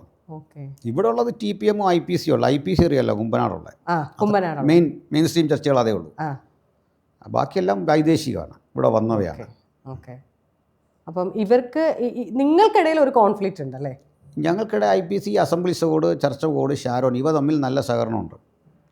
അത് എനിക്ക് അവിടെ പോയി പ്രസംഗിക്കാം, അവർക്ക് ഇവിടെ വന്ന് പ്രസംഗിക്കാം. പെണ്ണ് കൊടുക്കാം, വാങ്ങാം. ആ കുറി ഇങ്ങോട്ട് എടുക്കും, ഈ കുറി ഇങ്ങോട്ട് എടുക്കും. ഞങ്ങളുടെ ചർച്ചന്നേ പറയത്തുള്ളൂ അവിടെ ചെന്ന്. അതിനകത്ത് വേറെ വ്യത്യാസം വരത്തില്ല. ഈ പറയുന്ന ദളിത് കമ്മ്യൂണിറ്റിന്ന് ഇപ്പം കൺവേർട്ടഡ് ആയിട്ടുള്ള ദളിത് കമ്മ്യൂണിറ്റിന് ഓട്ടോമാറ്റിക്കലി എല്ലാവർക്കും മനസ്സിലാകും, അല്ലെങ്കിൽ അറിയാൻ സാധിക്കും. ഈ പറഞ്ഞ മറ്റുള്ള സവർണ്ണ സമുദായത്തിൽ നിന്നുള്ള കൺവേർഷൻ നടത്തുന്ന ആളുകളുമായിട്ട് പെണ്ണെടുക്കാറുണ്ടോ, കല്യാണം അങ്ങനെയൊക്കെ നടത്താറുണ്ടോ? ഈ ദളിതരുടെ ആവശ്യം കല്യാണം നടത്തുക എന്നുള്ളതല്ല. അങ്ങനെ അവർക്കൊരാഗ്രഹം ഉണ്ടെന്ന് തോന്നുന്നില്ല. എൻ്റെ ഒരു വിഷയം പറഞ്ഞാൽ, ഈ വിവാഹത്തിൽ മുമ്പേ പറഞ്ഞ പോലെ പരിഗണിക്കേണ്ട കുറേ ഇമോഷണലായ സൈഡുകളുണ്ട്. അപ്പോൾ സ്വാഭാവികമായിട്ട് കൾച്ചർ തമ്മിൽ പൊരുത്തപ്പെടണമെന്ന് അവരും ആഗ്രഹിക്കുന്നു. ദളിതർ ആവശ്യപ്പെടുന്നില്ല, അങ്ങനെ തിരിച്ചും ആവശ്യപ്പെടുന്നില്ല. പിന്നെ ഇതിനകത്ത് വരുന്നത് കുട്ടികൾ തമ്മിൽ ലോഹ്യവും കൂടിയൊക്കെ വരുന്ന കാര്യങ്ങളാണ്. അത് പലപ്പോഴും ഇങ്ങനെ വരുമ്പോൾ നടത്തി കൊടുക്കാൻ സമൂഹം ബാധ്യസ്ഥരാകും. ഇത്തരത്തിൽ വ്യാപകമായ വിധത്തിൽ അങ്ങനെ ഒരു വിവാഹം നടക്കുന്നതായിട്ട് എനിക്കറിയില്ല, ഇല്ലെന്നു തന്നെ പറയാം. കാരണം അവരെ തന്നെയാണ് ചൂസ് ചെയ്യുന്നത്. എക്സാമ്പിൾ ഞങ്ങളുടെ കൂടെ ഇഷ്ടം പോലെ ആശാരി കൺവേർട്സ് ഉണ്ട്, അല്ലെങ്കിൽ മറ്റേ വിശ്വകർമ്മരുടെ ഇതര വിഭാഗങ്ങളുണ്ട്. ഈഴവാസ് വൻതോതിലുണ്ട്. അതറിയോ? അർജുന മാസ്റ്റർ മകള് ഞങ്ങളുടെ ഒരു പാസ്റ്ററായ. ഞാൻ കഴിഞ്ഞ ദിവസം പോസ്റ്റർ കണ്ടു. അപ്പം ഞാൻ തന്നെ കിടുങ്ങിപ്പോയി. അത് കണ്ടപ്പോൾ ഞാൻ അത്ഭുതപ്പെട്ടു. ജസ്റ്റ് ഇങ്ങനെ എന്നുള്ള ആലോചിച്ചു. ഈ പറയുന്ന പോലെ ഈ പല കൺവേർഷൻസ് നടക്കുന്ന, ഒരു പക്ഷേ ഇപ്പം ഒരു കാലഘട്ടത്തിൽ ചിലപ്പം സ്വന്തമായി അല്ലെങ്കിൽ അനുഭവ സാക്ഷ്യം, ചിലർ പറയും രോഗശാന്തി, മുക്തിയൊക്കെ കിട്ടിക്കഴിയുമ്പോഴുള്ള കൺവേർഷൻ ഉണ്ട്. അല്ലാതെ ഇഷ്ടത്തോടെ പോകുന്നവരുണ്ട്, ഫോഴ്സ്ഫുള്ളി ചെയ്യുന്നവരുണ്ടാവും. അങ്ങനെയുള്ള ബന്ധക്കോസ്റ്റിലേക്ക് പോകുന്നവർക്ക് എപ്പോഴെങ്കിലും തിരിച്ചു വരണമെന്നുണ്ടെങ്കിൽ എന്താണ് നമുക്ക് ചെയ്യേണ്ടത്? അതായത് അവർക്കത് ഈ വിശ്വാസം ത്യജിക്കണം. അതവരല്ലേ ചിന്തിക്കുന്നത്. അല്ല, അങ്ങനെ ത്യജിച്ചാൽ അത് കമ്മ്യൂണിക്കേറ്റ് ചെയ്യത്തില്ല. അവർക്ക് പോവാം. എന്ത് എവിടെയെങ്കിലും കേട്ടിട്ടുണ്ടോ അങ്ങനെ അവരെ പീഡിപ്പിച്ചെന്നോ കല്ലെറിഞ്ഞോ എന്നോ ഒന്നും പറഞ്ഞു കേട്ടിട്ടില്ല. അവരുടെ ഫ്രീഡം അങ്ങനെയൊക്കെ പോകുന്നവരുണ്ട്. ഒരു എക്സാമ്പിൾ, ജോൺസൺ ഐരൂർ എന്ന് കേട്ടിട്ടുണ്ടോ? ഒരു പ്രമുഖ ഹിപ്നോട്ടിക് വിദഗ്ധനാണ് ജോൺസൺ ഐരൂർ. കേട്ടിട്ടില്ല. അന്വേഷിച്ചാൽ മനസ്സിലാവും. മനഃശാസ്ത്രജ്ഞനാണ്. അദ്ദേഹത്തിൻ്റെ അപ്പൻ പാസ്റ്ററാണ്, അദ്ദേഹത്തിൻ്റെ ജ്യേഷ്ഠൻ KV ദാനിയൽ അയിരൂർ തൃശ്ശൂർ കേന്ദ്രീകരിച്ച് വലിയൊരു പ്രസ്ഥാനത്തിൻ്റെ ഡയറക്ടറാണ്. ഇവർ 3ാം തലമുറയിലെ പെന്തക്കോസ്തുകാരനാണ്. അദ്ദേഹം അതിട്ട് ഇടമറുകിൻ്റെയൊക്കെ സഹപ്രവർത്തനമായിട്ട് ഹിപ്നോട്ടിക് ഇതൊക്കെ സർക്കാരിനെ സഹായിക്കുന്ന കുറ്റാന്വേഷണ ഏജൻസികളെ സഹായിക്കുന്ന വിധത്തിൽ ഒരു വലിയ ചിന്തകനായിരുന്നു. പാടെ ആ വിശ്വാസം ത്യജിച്ചാണ് അദ്ദേഹം മാറിയത്. അദ്ദേഹത്തെ കൊന്നോ? അവരിതെല്ലാം നല്ല സഹകരണമാണ്. കുടുംബത്തൊക്കെ ഒരു കാര്യം വരുമ്പോൾ ഒത്തുകൂടും. എൻ്റെ കുടുംബത്ത് ഹിന്ദുക്കളുണ്ട് ഇഷ്ടം പോലെ. ഞങ്ങൾ ഒത്തുകൂടിയ ഒരു ഭയങ്കര സന്തോഷമാണ്, ഭയങ്കര ഉത്സാഹമാണ്. ഞാൻ അതിനൊരു മുൻകൈ എടുക്കാറുണ്ട്. സഹോദരങ്ങളെ തമ്മിൽ യോജിപ്പിക്കാനും അവർ ഹിന്ദുവാണെന്നോർത്തോ ക്രിസ്ത്യനാണെന്നോർത്തോ ഉള്ള യാതൊരു വിവേചനം അവിടെ ഇല്ല. അത് റെസ്പെക്റ്റ് ചെയ്യണം. ഞാൻ എതിർക്കുന്ന ഹിന്ദുത്വയാണ്, അല്ല ഒരുത്തൻ ഹിന്ദു ആയതിനോ പ്രാർത്ഥിച്ചതിനോ അല്ല. മുസ്ലിമിനല്ല എതിർക്കുന്നത്. എൻ്റെ ഫ്രണ്ട്സ് എല്ലാം മുസ്ലിംസാണ്. ഈ ശനിയാഴ്ച ഞങ്ങൾക്ക് ഗെറ്റ് ടുഗദറുണ്ട്. ഞാൻ മുസ്ലിം സ്കൂളിൽ പഠിച്ച് മുസ്ലിം ഭൂരിപക്ഷമുള്ള സ്കൂളിൽ സ്കൂൾ ലീഡറായ ആളാണ്. SFIയെയും KSUവിനെയും തോൽപ്പിച്ച്. മനസ്സിലായിക്കോണം. അത്ര നല്ല സുഹൃത്തുക്കളാണ് നമുക്കുള്ളത്. ഞാൻ മുസ്ലിം വിരുദ്ധനുമല്ല. എതിർക്കുന്നത് റാഡിക്കൽ ഇസ്ലാമിനെ എതിർക്കും, അത് ക്രിസ്ത്യൻ സ്റ്റേറ്റിനെ എതിർക്കും. പൊളിറ്റിക്കൽ ക്രിസ്ത്യാനിറ്റി അങ്ങനെ ഒരു സംഭവം ഉണ്ടായിക്കൊണ്ടു വന്നാൽ അത് അക്സെപ്റ്റ് ചെയ്യത്തില്ല. അതല്ല വേണ്ടത്. നമുക്കൊരു എല്ലാവരെയും ഉൾക്കൊള്ളുന്ന ഒരു സാമൂഹ്യ വ്യവസ്ഥിതി ഉണ്ടാവണം. അത് ഞാൻ അങ്ങനെ ഒരു കാഴ്ചപ്പാടിൻ്റെ ഒപ്പം നിൽക്കുള്ളൂ. വ്യത്യാസം അവിടെയാണ്. ഇപ്പം ഞാൻ പറഞ്ഞില്ല ബ്രദർ തങ്കു ഒക്കെ, അവർ പക്ഷെ ഭയങ്കര എന്താ പറയുക, റിച്ചാണ്. ഈ പറഞ്ഞ പോലെ തന്നെ റിച്ചാണ്. ഇവരുടെ പ്രയറിലും ഇവരുടെ എത്രയോ നമ്മൾ ഇങ്ങനെ പറയുന്നത് കേട്ടിട്ടുള്ളതാണ് കേട്ടോ. ഇതൊക്കെ പറയുന്നത് കേട്ടില്ല. പുള്ളിയുടെ വീടിൻ്റെ അടിയിലൊരു സ്വിമ്മിംഗ് പൂളുണ്ട്. ആ സ്വിമ്മിംഗ് പൂളിൻ്റെ അടിയിലാണ് കാശ്. നമ്മളിങ്ങനെ ഇതിൽ പറയുന്നതാണ്. അപ്പം അന്ന് നേരെ മറിച്ച് ഇപ്പം നിങ്ങൾ പറഞ്ഞ IPC പോലുള്ളതിൽ സാധാരണക്കാരാണ്. ഇപ്പം അല്ലേട്ടൻ പറഞ്ഞ പോലെ ഞാൻ പള്ളിയിലെ പൈസ പോലും വാങ്ങിക്കുന്നില്ല, ഞാൻ മേടിക്കുന്ന മറ്റുള്ളതല്ല. പിന്നെ നമ്മുടെ കൂട്ടത്തിൽ ഒരാൾക്കൊന്നുമില്ലെങ്കിൽ നിരന്തരം കൂടുകയും അവരെ ഹെൽപ്പ് ചെയ്യുകയും ചെയ്യുന്ന ആളുകളാണ്. ഇപ്പം എൻ്റെ വീട്ടിൽ തന്നെ 2 പേരിങ്ങനെ പെന്തക്കോസ്താ. അവരുടെ മരണങ്ങളിൽ വന്നവരെല്ലാം തന്നെ റിച്ചാണ്. ഇവരും ഇവരുടെ 1-2 പേരുകളുമാണ് വളരെ ലോവിൽ കിടക്കണത്. അപ്പം ഇതെങ്ങനെയാണ് സംഭവിക്കുന്നത്? ഇപ്പം എല്ലാ മതത്തിലും അങ്ങനെ തന്നെ ഉണ്ട്, പക്ഷെ നിങ്ങൾ ഈ കൂട്ടിപ്പിടിക്കുന്നുമുണ്ട്. പക്ഷെ ചിലയിടത്ത് മാത്രം എങ്ങനെയാണ് പണം ഇത്രയും? ഒരാൾ വരെ ഒരു കമ്മ്യൂണിക്കേഷൻ്റെ പ്രശ്നമുണ്ട്. കൊടുക്കാൻ മനസ്സുള്ള ഒരു കമ്മ്യൂണിറ്റിയാണ് ഞങ്ങളുടേത് ധാരാളമായിട്ട്. ഇവരുടെ ഈ പ്രശ്നം എത്തുന്നില്ല ഇങ്ങോട്ട്. ഒരു എക്സാമ്പിൾ പറയാം. ഞങ്ങളുടെ ഒരു ലീഡറും ഞാനും തമ്മിൽ ഭയങ്കര പ്രശ്നം നടക്കുന്ന കാലമാണ്. അദ്ദേഹത്തിനെതിരെ ഞാൻ ലേഖനം എഴുതുന്ന കാലമാണ്. ഞങ്ങളുടെ പത്രങ്ങളിൽ ഭയങ്കര പ്രശ്നം കഴിക്കുമ്പോഴാണ് അവിടെ ഒരു ആളിന് പെട്ടെന്നൊരു സാമ്പത്തിക ആവശ്യം വന്നു. പാവപ്പെട്ട മനുഷ്യരാണ്. ഞാൻ ഇദ്ദേഹത്തെ വിളിച്ചു പറഞ്ഞു, ഇന്നാരാ വിളിക്കുന്നത്, അതുപോലെ ഇങ്ങനെ നിൽക്കുന്നു, എന്തോ അവർക്ക് ചെയ്യേണ്ട. അയ്യോ ഇങ്ങോട്ട് വിട്, നമുക്ക് സഹായിക്കാം. ഞങ്ങൾ അടുത്ത ആഴ്ചയും പുള്ളിക്കെതിരെ എഴുതുന്നുണ്ട്. മനസ്സിലായിക്കോണം. അത്ര നല്ല മനുഷ്യരുണ്ട്. അതുപോലെ തന്നെ ഈ കുവൈറ്റുള്ള ഈ ചർച്ചുകളുണ്ട്. നമുക്ക് മറ്റു രാജ്യങ്ങളിൽ മലയാളി ചർച്ചസ് ഉണ്ട്. ഇവർ അവിടെ പൈസയൊന്നും അവർക്ക് ആവശ്യമില്ല. കാരണം അവിടുത്തെ പാസ്റ്ററും ജോലി ചെയ്യുന്ന ആളാണ്, നേഴ്സായിരിക്കും, അല്ലെ ഡോക്ടറായിരിക്കും, അല്ലെങ്കിൽ എന്തെങ്കിലും ഇതായിരിക്കും. ഇയാൾക്ക് അവിടെ നിന്ന് കിട്ടുന്ന ഒരു ഇൻകം വേണ്ട. ഞങ്ങളെ സമയം 10% ഞങ്ങളുടെ ഇൻകത്തിൻ്റെ ഭാഗം ഇവിടെ കൊടുക്കും. ഞാൻ കൊടുക്കണം ഈ ആക്ടിവിറ്റികൾക്ക് വേണ്ടി. ഇത് നല്ലൊരു തുകയാണ്. ഇത് ചെയ്യുന്നത് എങ്ങനെയാണെന്ന് അറിയണ്ടേ? വിവാഹം കഴിക്കാൻ കാത്തു നിൽക്കുന്ന പെൺകുട്ടികൾക്ക് ഹെൽപ്പായിട്ട് കൊടുക്കുക, വീടില്ലാത്തവർക്ക് വീട് വെച്ച് കൊടുക്കുക. ഇത് കിട്ടുന്ന ഭൂരിപക്ഷം ആർക്കാ? ദലിത് കമ്മ്യൂണിറ്റി ഉള്ളവർക്കാ ഭൂരിപക്ഷം കിട്ടുന്നത്. പിന്നെ അടുത്തത് അതിൻ്റെ ഫോട്ടോ എടുത്ത് വിടുക. ഈ പരിപാടിയും ചെയ്യാൻ പാടില്ല. അതും ചെയ്യാറുണ്ട്. അവരെ അവഹേളിച്ച് ഇങ്ങനെ ക്യൂ നിർത്തി കാർഡ് കൊടുക്കുന്ന ഏർപ്പാടൊന്നുമില്ല. ഒരു സുഹൃത്ത് അയാൾക്ക് കിട്ടിയ സമ്പത്തിൻ്റെ ഒരു 10 ലക്ഷം ഉറുപ്പ്യ ഒറ്റയടിക്ക് എൻ്റെ പക്കത്തുനിന്ന് ആർക്കെങ്കിലും കൊടുക്കാൻ പറഞ്ഞു. 10 ലക്ഷം ഉറുപ്പ്യ തരിക. അപ്പോൾ ഞാൻ എൻ്റെ അക്കൗണ്ടിൽ ഇട്ടാൽ ഞാൻ ടാക്സ് പേ ചെയ്യുന്ന ആളാണ്. അത് ബുദ്ധിമുട്ടാകൊണ്ട് മറ്റെന്തെങ്കിലും ചെയ്ത് നമുക്ക് കൊടുക്കാം. അപ്പോൾ സെലക്ട് ചെയ്ത് വന്നപ്പോഴത്തേക്ക് ഇത് 50,000 രൂപ വെച്ച് കൊടുക്കാൻ തീരുമാനിച്ചു. എൻ്റെ കണ്ടീഷൻ ഈ 50,000 രൂപയിൽ ഒരു സർവീസ് ചാർജോ ഒരു കാര്യമോ ആരും വാങ്ങാനും പാടില്ല, കൊടുക്കാനും പാടില്ല. ഇങ്ങനെ വ്യവസ്ഥ വെച്ചിട്ട് ഈ പെൺകുട്ടിയുടെ പക്കൽ കൊടുക്കുക ചെക്ക്. അപ്പോൾ തക്ക സമയം 2 പേരുടെ വന്നു, 12 പേരായി. 12 പേരാകുമ്പോഴേക്ക് ഒരു കാര്യം ചെയ്തു, ഇതൊരു 25 രൂപ വെച്ചാൽ കൊടുക്കാൻ തീരുമാനിച്ചു. അടുത്തത് ഈ 2 പേർക്ക്. അവർക്കത് ഓക്കെ, ഒന്നുമില്ലാത്ത മനുഷ്യർക്ക് വലിയ കാര്യം. പക്ഷേ ആ പയ്യൻ അറിഞ്ഞേച്ച് പറഞ്ഞാൽ അവരെ അവിടെ വിവേചിക്കണ്ട, 1 ലക്ഷം രൂപയുടെ കാര്യമില്ല, ഞാൻ തന്നേക്കാം. അപ്പോഴേ എൻ്റെ അക്കൗണ്ടിൽ ആ 1 ലക്ഷം ഇട്ട് വന്നു. ഇതിട്ട് ഇവർക്ക് 2 പേർക്കും കൊടുത്തു അവിടെ വെച്ച് തന്നെ. അപ്പോൾ ഇത് ആര് കൊടുത്തു എന്ന് പറയരുത്. ഇങ്ങനെ സഹായിക്കപ്പെടുന്ന നിരവധി കാര്യങ്ങളുണ്ട്. അത് ബൈബിളിൽ തന്നെ പറയാറില്ലേ, നിന്റെ വലത് കൈ ചെയ്യുന്ന ഇടം കൈ ചെയ്യുന്ന വലം കൈ ചെയ്യുന്ന ഇടം കൈ അറിയരുത്. അങ്ങനെ എന്തോ. അപ്പോൾ ഈ ബൈബിൾ വചനം പറഞ്ഞപ്പോഴാണ് ഈ കഴിഞ്ഞ ദിവസം പത്തനംതിട്ടയിലാണ് ഒരാളുടെ വീടിന്റെ ഭിത്തിയിൽ ഇത്തരം വചനങ്ങൾ എഴുതിയിട്ട് അത് മായ്ച്ചു കളയപ്പെട്ടു. അതിനെ എങ്ങനെയാണ്? അതൊരു ഐഡിയോളജിക്കൽ അധിനിവേശമാണ്. എൻ്റെ വീടിൻ്റെ ഫ്രണ്ടിൽ എന്തെഴുതണമെന്ന് ഞാനാണ് തീരുമാനിക്കുന്നത്. നിങ്ങൾ വായിക്കട്ടെ. സിനിമ പോസ്റ്റ് ഒട്ടിച്ചിട്ട് ആ പോസ്റ്ററിനകത്ത് അടസുള്ളി എന്നുള്ളത് ഒരു പോസ്റ്റ് ഒട്ടിച്ച് വെച്ചു. ആ ഒട്ടിച്ച് വെച്ച് നിങ്ങൾ കാണണ്ട. ഞാൻ ഒരാളുടെ വെച്ച് എന്തിനാ ഈ തട്ട വിടുന്നേ ചോദിച്ചാൽ പറഞ്ഞത് പുരുഷന്മാർക്ക് സ്ത്രീകളെ കണ്ടാൽ പെട്ടെന്ന് ഉണ്ടാകാവുന്ന ഒരു വൈകാരികതയ്ക്ക് മറ്റേ ഇവർ പറഞ്ഞ പോലെ എന്തുവാ ഗ്രാവിറ്റി കുറയ്ക്കുക, ഒരു തീവ്രത കുറയ്ക്കുക എന്നുള്ളത്. ഞാൻ വന്നാൽ പിന്നെ പുരുഷൻ കണ്ണുമൂടി കെട്ടിക്കൊണ്ട് പോയാൽ പോരെ? പുരുഷനിങ്ങനെ കെട്ടിയാൽ മതി. എന്തിനാ സ്ത്രീകൾ ബാധിക്കാത്ത തീർന്നേ? പുരുഷൻ ഈ സ്ത്രീയെ കാണുമ്പോൾ പ്രശ്നമുണ്ട്, ഇയാൾ കണ്ണുമൂടി കെട്ട്, സ്ത്രീ മര്യാദയ്ക്ക് പോട്ടതില്ലേ എന്ന് പറഞ്ഞ പോലെ ഞാൻ നികുതി അടയ്ക്കുന്ന വീടിൻ്റെ ഫ്രണ്ടിൽ എന്തെഴുതണമെന്ന് ഞാനാ തീരുമാനിക്കുന്നത്. ഞാനാണെങ്കിൽ അത് സമ്മതിക്കില്ല. ഒരു രക്ഷ അവിടെ ഇല്ല, കോംപ്രമൈസ് ഇല്ല. അത് എഴുതിയിരിക്കും. അത് അവിടെ ഇനി അംബേദ്കറുടെ അങ്ങനെയാണെങ്കിൽ അംബേദ്കർ കൃതികളുടെ കത്തിക്കണ്ടേ? ഇതിനെതിരെ ഏറ്റവും അധികം കലഹിച്ചാണ് ദയാനന്ദ സരസ്വതിയെ ഓടിക്കേണ്ടത്. അദ്ദേഹം വിഗ്രഹാരാധനയ്ക്കെതിരെ ഏറ്റവും അധികം സംസാരിച്ച ആൾ ദയാനന്ദ സരസ്വതി. അത് തന്നെ എതിരായിരുന്നു, തീരെ എതിരായിരുന്നു. അദ്ദേഹത്തിന് വിഷം കൊടുത്തു കൊന്നു എന്നൊക്കെയാണ് പറയുന്നത് അതിൻ്റെ പേരിൽ. അപ്പോൾ ഇത് എൻ്റെ വീടിൻ്റെ മുമ്പിൽ ഞാനൊരു ബൈബിൾ വചനം എടുത്തെഴുതുന്നത്, മദ്യപാനികൾ ഇങ്ങനെ കുറേ ലിസ്റ്റ് എടുത്തിട്ട് വിഗ്രഹാരാധികൾ ദൈവരാജ്യ അവകാശമാക്കില്ല. അതിനെ ടോളറേറ്റ് ചെയ്യേണ്ട പ്രശ്നം ഉണ്ടാക്കേണ്ട കാര്യം. കാരണം ഹിന്ദുവിൻ്റെ സ്വർഗ്ഗം ക്രിസ്ത്യാനിക്കും വേണ്ട, ക്രിസ്ത്യാനിയുടെ സ്വർഗ്ഗം മുസ്ലിമിനും വേണ്ട. ഇതെല്ലാം വ്യത്യാസമാണ്. നിങ്ങളുടെ സ്വർഗ്ഗം നിങ്ങൾ എടുത്തോന്നേ, ഞങ്ങൾ വരുന്നില്ല. വിഷയം തീർന്നില്ലേ? അപ്പോൾ ഇത് ഇങ്ങനെ കാണേണ്ടതിന് പകരം ഇതിനെ ഇവിടെ സമീപിക്കുന്ന ഒരു രീതിയാണ് പ്രശ്നം. അവരെ കൊണ്ടത് മായ്പിക്കുക. അവർ നീതി അടയ്ക്കുന്ന ഭൂമിയാണ്, അവിടേക്ക് അനധികൃതമായിട്ട് കയറിച്ചെന്ന് അത് ചെയ്യിക്കാൻ പാടില്ല. അല്ലെങ്കിൽ പിന്നെ ഒരു നിയമം വരണം. ഈ നമ്മുടെ രാജ്യത്ത് ഒരു ഭിത്തിയിലും അമേരിക്കയിലൊന്നും നടക്കില്ല. അതറിയോ? പരിഷ്കൃത രാജ്യങ്ങളിലൊന്നും ഒരു മതചിഹ്നവും പുറത്ത് പറ്റിയില്ല. ഒരു രക്ഷയില്ല.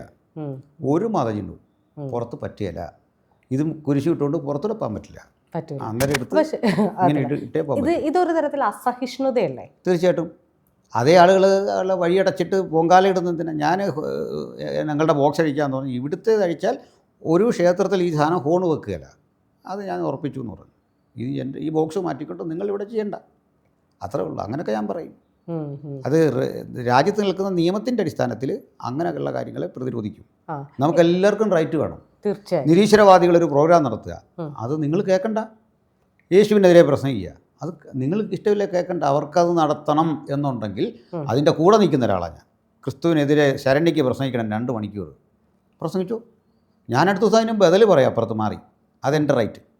പക്ഷേ നിങ്ങളുടെ ആവിഷ്കാര സ്വാതന്ത്ര്യത്തെ, നിങ്ങളുടെ ആത്മീയ ജീവിതത്തെ നാരായണ ഗുരുസ്വാമി പറഞ്ഞാണ് അതിലെ കാര്യം. അവനവൻ ആത്മസുഖത്തിന് ആചരിക്കുന്ന കാര്യമാണ്. അത് ആചരിച്ചോണം. അതിനെന്തിനു എതിർക്കണം?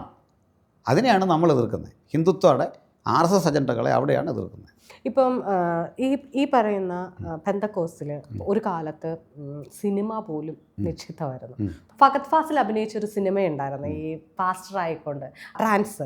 ആ ട്രാൻസിനകത്ത് ആ കുട്ടിക്ക് വയ്യാണ്ടാവുമ്പം എന്താ പാസ്റ്ററെ ചെയ്യേണ്ടതെന്ന്, വിനായകൻ്റെ മോളാണ്, വിനായകനാണ് റോൾ ചെയ്യുന്നത്. അപ്പം കുറഞ്ഞോളും, ദൈവം തന്നതാണ് ഈ അസുഖം, നീ മരുന്ന് വാങ്ങിക്കാൻ പോവണ്ട, ദൈവം തന്നതാണെന്ന് പറഞ്ഞ് ഇങ്ങനെ ഭയങ്കരമായിട്ട് ചെയ്താൽ കുഞ്ഞ് മരിക്കുവാണ്. അതായത് മരുന്ന്, പിന്നെ എൻ്റെ മുന്നേ ഉണ്ടായിരുന്ന റൂംമേറ്റ് മറ്റേ കോവിഡിൻ്റെ വാക്സിൻ എടുത്തിട്ടില്ല. കാരണം അവരുടെ മതത്തിൽ അവർ ഇത് പറയുന്ന എന്തോ ഒരു ബന്ധക്കോസുമായിട്ട് ബന്ധപ്പെട്ട എന്തോ ഒരു മതത്തിലാണ്. അവർക്ക് കോവിഡ് വാക്സിൻ എടുക്കാൻ അവർക്ക് ഇതില്ല. അതായത് അവർ പറയുന്നത് എടുക്കില്ല എന്നുള്ളത് വേറെ എന്തോ കാരണമാണ് അവർ പറയുന്നത്. മരുന്ന്, സിനിമ, ഇതൊന്നും നിശ്ചിതമായിട്ടുള്ള ഒരു തരത്തിൽ നിന്നാണ് ഇപ്പോൾ ഈ പറയുന്ന ബന്ധക്കോസ് സഭകൾ പോലും എഴുതപ്പെടുന്നതും സിനിമകളിലേക്ക് വരുന്നു, സിനിമ കാണാൻ പോകുന്നു, കുട്ടികൾ ഇപ്പം മാധ്യമ പ്രവർത്തനം ചെയ്യുന്നു, അങ്ങനെയൊക്കെ വരുന്നുണ്ട്.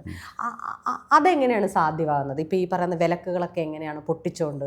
ഒരു പരിധിവരെ അതിലെ പ്രമേയങ്ങളൊന്നും പണ്ഡിതോചിതമല്ല. ഈ സമൂഹത്തെപ്പറ്റി പഠിക്കാതെയാണ്, വേണ്ടത്ര പഠിക്കുക. ഇവർക്ക് ഒന്ന് റിസോഴ്സ് പേഴ്സണെ കിട്ടാത്ത ഒരു പ്രശ്നം. ഇപ്പോൾ ശരണ്യ ഒരു സിനിമ എടുക്കാൻ പോയി മീറ്റ് ചെയ്യുന്ന നിങ്ങളുടെ നാട്ടിലെ ഒരു പാസ്റ്ററെയോ ഒരു അച്ഛനെയോ ആയിരിക്കും. അപ്പോൾ ഇതിൻ്റെ അകത്തെ നിങ്ങൾ പ്രതീക്ഷിക്കുന്ന റിസോഴ്സ് തരാൻ ശേഷിയുള്ളവരായിരിക്കില്ല. ഓക്കെ, അതാണ് ഒരു പ്രധാന ഘടകം. ഇനിയും വേറൊന്ന്, ഈ മരുന്നെടുക്കുക എന്നുള്ള ഒരാശയം. മരുന്നെടുക്കുന്നതിനെതിരല്ല ഇതൊരിക്കലും. ഞങ്ങളൊക്കെ ചികിത്സിക്കുന്നവരല്ലേ. എൻ്റെ മോള് MBBS പഠിക്കുക, പാലക്കാട് കോളേജിൽ പഠിക്കുക. ഒത്തിരി പേര് ഞങ്ങളുടെ പ്രസ്ഥാനത്തെ നിലനിർത്തുന്ന നേഴ്സുമാരാണ്. വിദേശത്ത് ജോലി ചെയ്യുന്ന നേഴ്സുമാരാണ് ഈ സ്ഥാപനത്തെ നിലനിർത്തുന്നത്. പുരുഷന്മാരും ഒക്കെ ആയിട്ടുള്ള ആൺകുട്ടികളും പെൺകുട്ടികളും ഒക്കെയാണ് ഇതിനെ നിലനിർത്തുന്നത്. തന്നല്ല ഈ വൈദ്യശാസ്ത്രത്തിലെ മേജർ കണ്ടെത്തലെല്ലാം ക്രിസ്ത്യൻ സംഭാവനയാണ്. മേജർ കണ്ടെത്തൽ. ഞാൻ ആ നിരീശ്വരന്മാരോട് ചോദിക്കാറുണ്ട്, നിങ്ങളുടെ കോൺട്രിബ്യൂഷൻ എന്താ? നിങ്ങൾ ഈ സമൂഹത്തിൽ മതം തിന്നു ജീവിക്കുന്നു എന്നൊക്കെ പറയുമ്പോഴും വാട്ട് ഈസ് ദ കോൺട്രിബ്യൂഷൻ?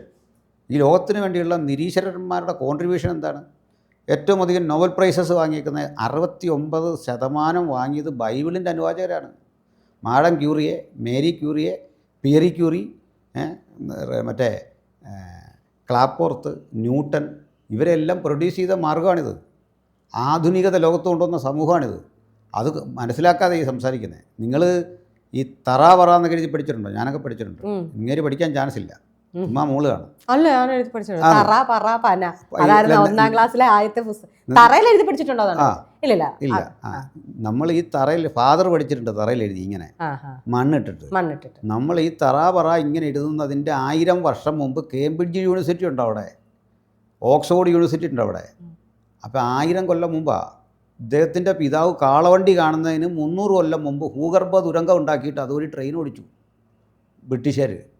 അപ്പോൾ അവിടുന്ന് വന്ന ആശയമാണ് ഇത്. ഇന്ന് പുരോഗമനം എന്ന് ഈ കക്ഷികൾ ഞങ്ങളോട് വന്നിട്ട് പറയുകയാണ്. എന്ത് പുരോഗമനം? നിരീശ്വരന്മാർ ലോകത്തിന് കൊടുത്ത പുരോഗമനം എന്ത് ആശയം കൊടുത്തേ? ഞങ്ങൾ കൊടുക്കുന്ന ഭാഷ, ഞാനതിനെ വേർതിരിച്ച് പറയല്ല, ഞങ്ങൾ കൊടുത്ത ഇംഗ്ലീഷ് ഭാഷ, ഞങ്ങൾ കൊടുത്ത ശാസ്ത്രാപബോധം, ഇത് ഞാനതിനെ തിരിച്ച് തന്നെ പറയാം. അങ്ങനെ ഇത് പറയുമ്പോൾ ക്രിസ്ത്യാനിറ്റി ലോകത്തിന് കൊടുത്ത സംഭാവനകളുടെ അഭിരമിച്ചുകൊണ്ടാണ്, അതിൻ്റെ എല്ലാ സുഖങ്ങളും ആസ്വദിച്ചുകൊണ്ടാണ് സംഘപരിവാരങ്ങളാണെങ്കിലും നിരീശ്വരന്മാരാണെങ്കിലും ഈ വാചപടിച്ചിലേ നടക്കുന്നത്. കറുവാപ്പസി എന്ന് പറഞ്ഞൊരു പ്രോഗ്രാം നടന്നു ഞങ്ങളവിടെ. ഇതൊന്ന് കാണാമെന്ന് ഓർത്ത് പോയി. ചെന്നപ്പോൾ കുറേ ദലിതരാണ് മതം മാറാൻ നിൽക്കുകയില്ല. അങ്ങനെ 8-10 പേരേ ഉള്ളൂ. അപ്പോൾ ഞാൻ ഈ ആകാംക്ഷ കൊണ്ട് ഇവരെ കണ്ടിട്ട് ചോദിച്ചു, പിന്നെ ഈ ഷർട്ടും പാൻറ്റും ഒക്കെ എന്തിനിട്ടിരിക്കുന്നത്? ഇതാരുടെ കോൺട്രിബ്യൂഷനാണ്? നിങ്ങളുടെ പൂർവികർ ഈ മതത്തിൽ നിന്നപ്പോൾ നിങ്ങളുടെ വസ്ത്രം എന്തായിരുന്നു? ഇവിടുന്ന് പോകുമ്പോൾ ഈ കൾച്ചർ എന്താ കൊണ്ടുപോകുന്നതിൻ്റെ കാരണം എന്താ? ഈ മറ്റേ കൾച്ചർ ആണെന്ന് പറഞ്ഞല്ലേ പോകുന്നത്? എന്താ ഇതിൻ്റെ കാരണം? അപ്പോൾ ഈ ലോകത്തെ മുഴുവൻ മാറ്റിമറിച്ച ചില കാര്യങ്ങളുണ്ട്, ചില കണ്ടെത്തലുകളുണ്ട്. ലോകത്തെ മാറ്റിമറിച്ചൊരു കണ്ടെത്തലാണ് തീയുടെ കണ്ടുപിടുത്തം, ചക്രത്തിൻ്റെ കണ്ടുപിടുത്തം, വൈദ്യുതിയുടെ കണ്ടുപിടുത്തം. പിന്നെ ആധുനികതയിലേക്ക് വന്നാൽ നമ്മുടെ ഇൻ്റർനെറ്റ്, കമ്പ്യൂട്ടർ, ഈ മേഖല, ഇലക്ട്രോണിക്സ്, ഇതെല്ലാം ഉണ്ടായത് എവിടുന്നാണ്? ഇതിൻ്റെയൊക്കെ പ്രഭവകേന്ദ്രമാണ്. ഇന്ത്യയിൽ അതിലും വലിയ സംഭവം ഉണ്ടായിരുന്നിട്ട് ഇന്ത്യയിൽ നിന്ന് എന്താ ഇതൊന്നും ഉണ്ടാകാഞ്ഞ്? ചൈന ഏറ്റവും വലിയ റെയിൽവേയോ, ഇങ്ങനെ ഒത്തിരി കണ്ടെത്തൽ. ഇന്ത്യക്കാരൻ്റെ ഏറ്റവും വലിയ കണ്ടെത്തലാണ്. പക്ഷേ ഞാൻ പോസ്റ്റ് ഇട്ടായിരുന്നു, ഏറ്റവും വലിയ ശിവലിംഗം ഇന്ത്യയിലാണ്. അറസുകാരെ കണ്ടെത്തലാണ്. ഒരു പോസ്റ്റ് ഇട്ട് കണ്ടായിരുന്നു, അത് ശ്രദ്ധിച്ചായിരുന്നു? കഴിഞ്ഞ ദിവസം കുടുങ്ങിപ്പോയതല്ലേ. ലോകത്തിലെ ഓരോന്ന് പറയുക, ഏറ്റവും വലിയ യുദ്ധക്കപ്പൽ അമേരിക്കയുടെ, ഏറ്റവും വലിയ റെയിൽവേ അവിടെ, ഇങ്ങനെ പറഞ്ഞു ഒഴിക്കും. നമുക്ക് അഭിമാനപുരസരം പറയാൻ പറ്റും, ഇവിടെ ഏറ്റവും വലിയ ശിവലിംഗം ഞങ്ങളുടെ നാട്ടിലാണ്.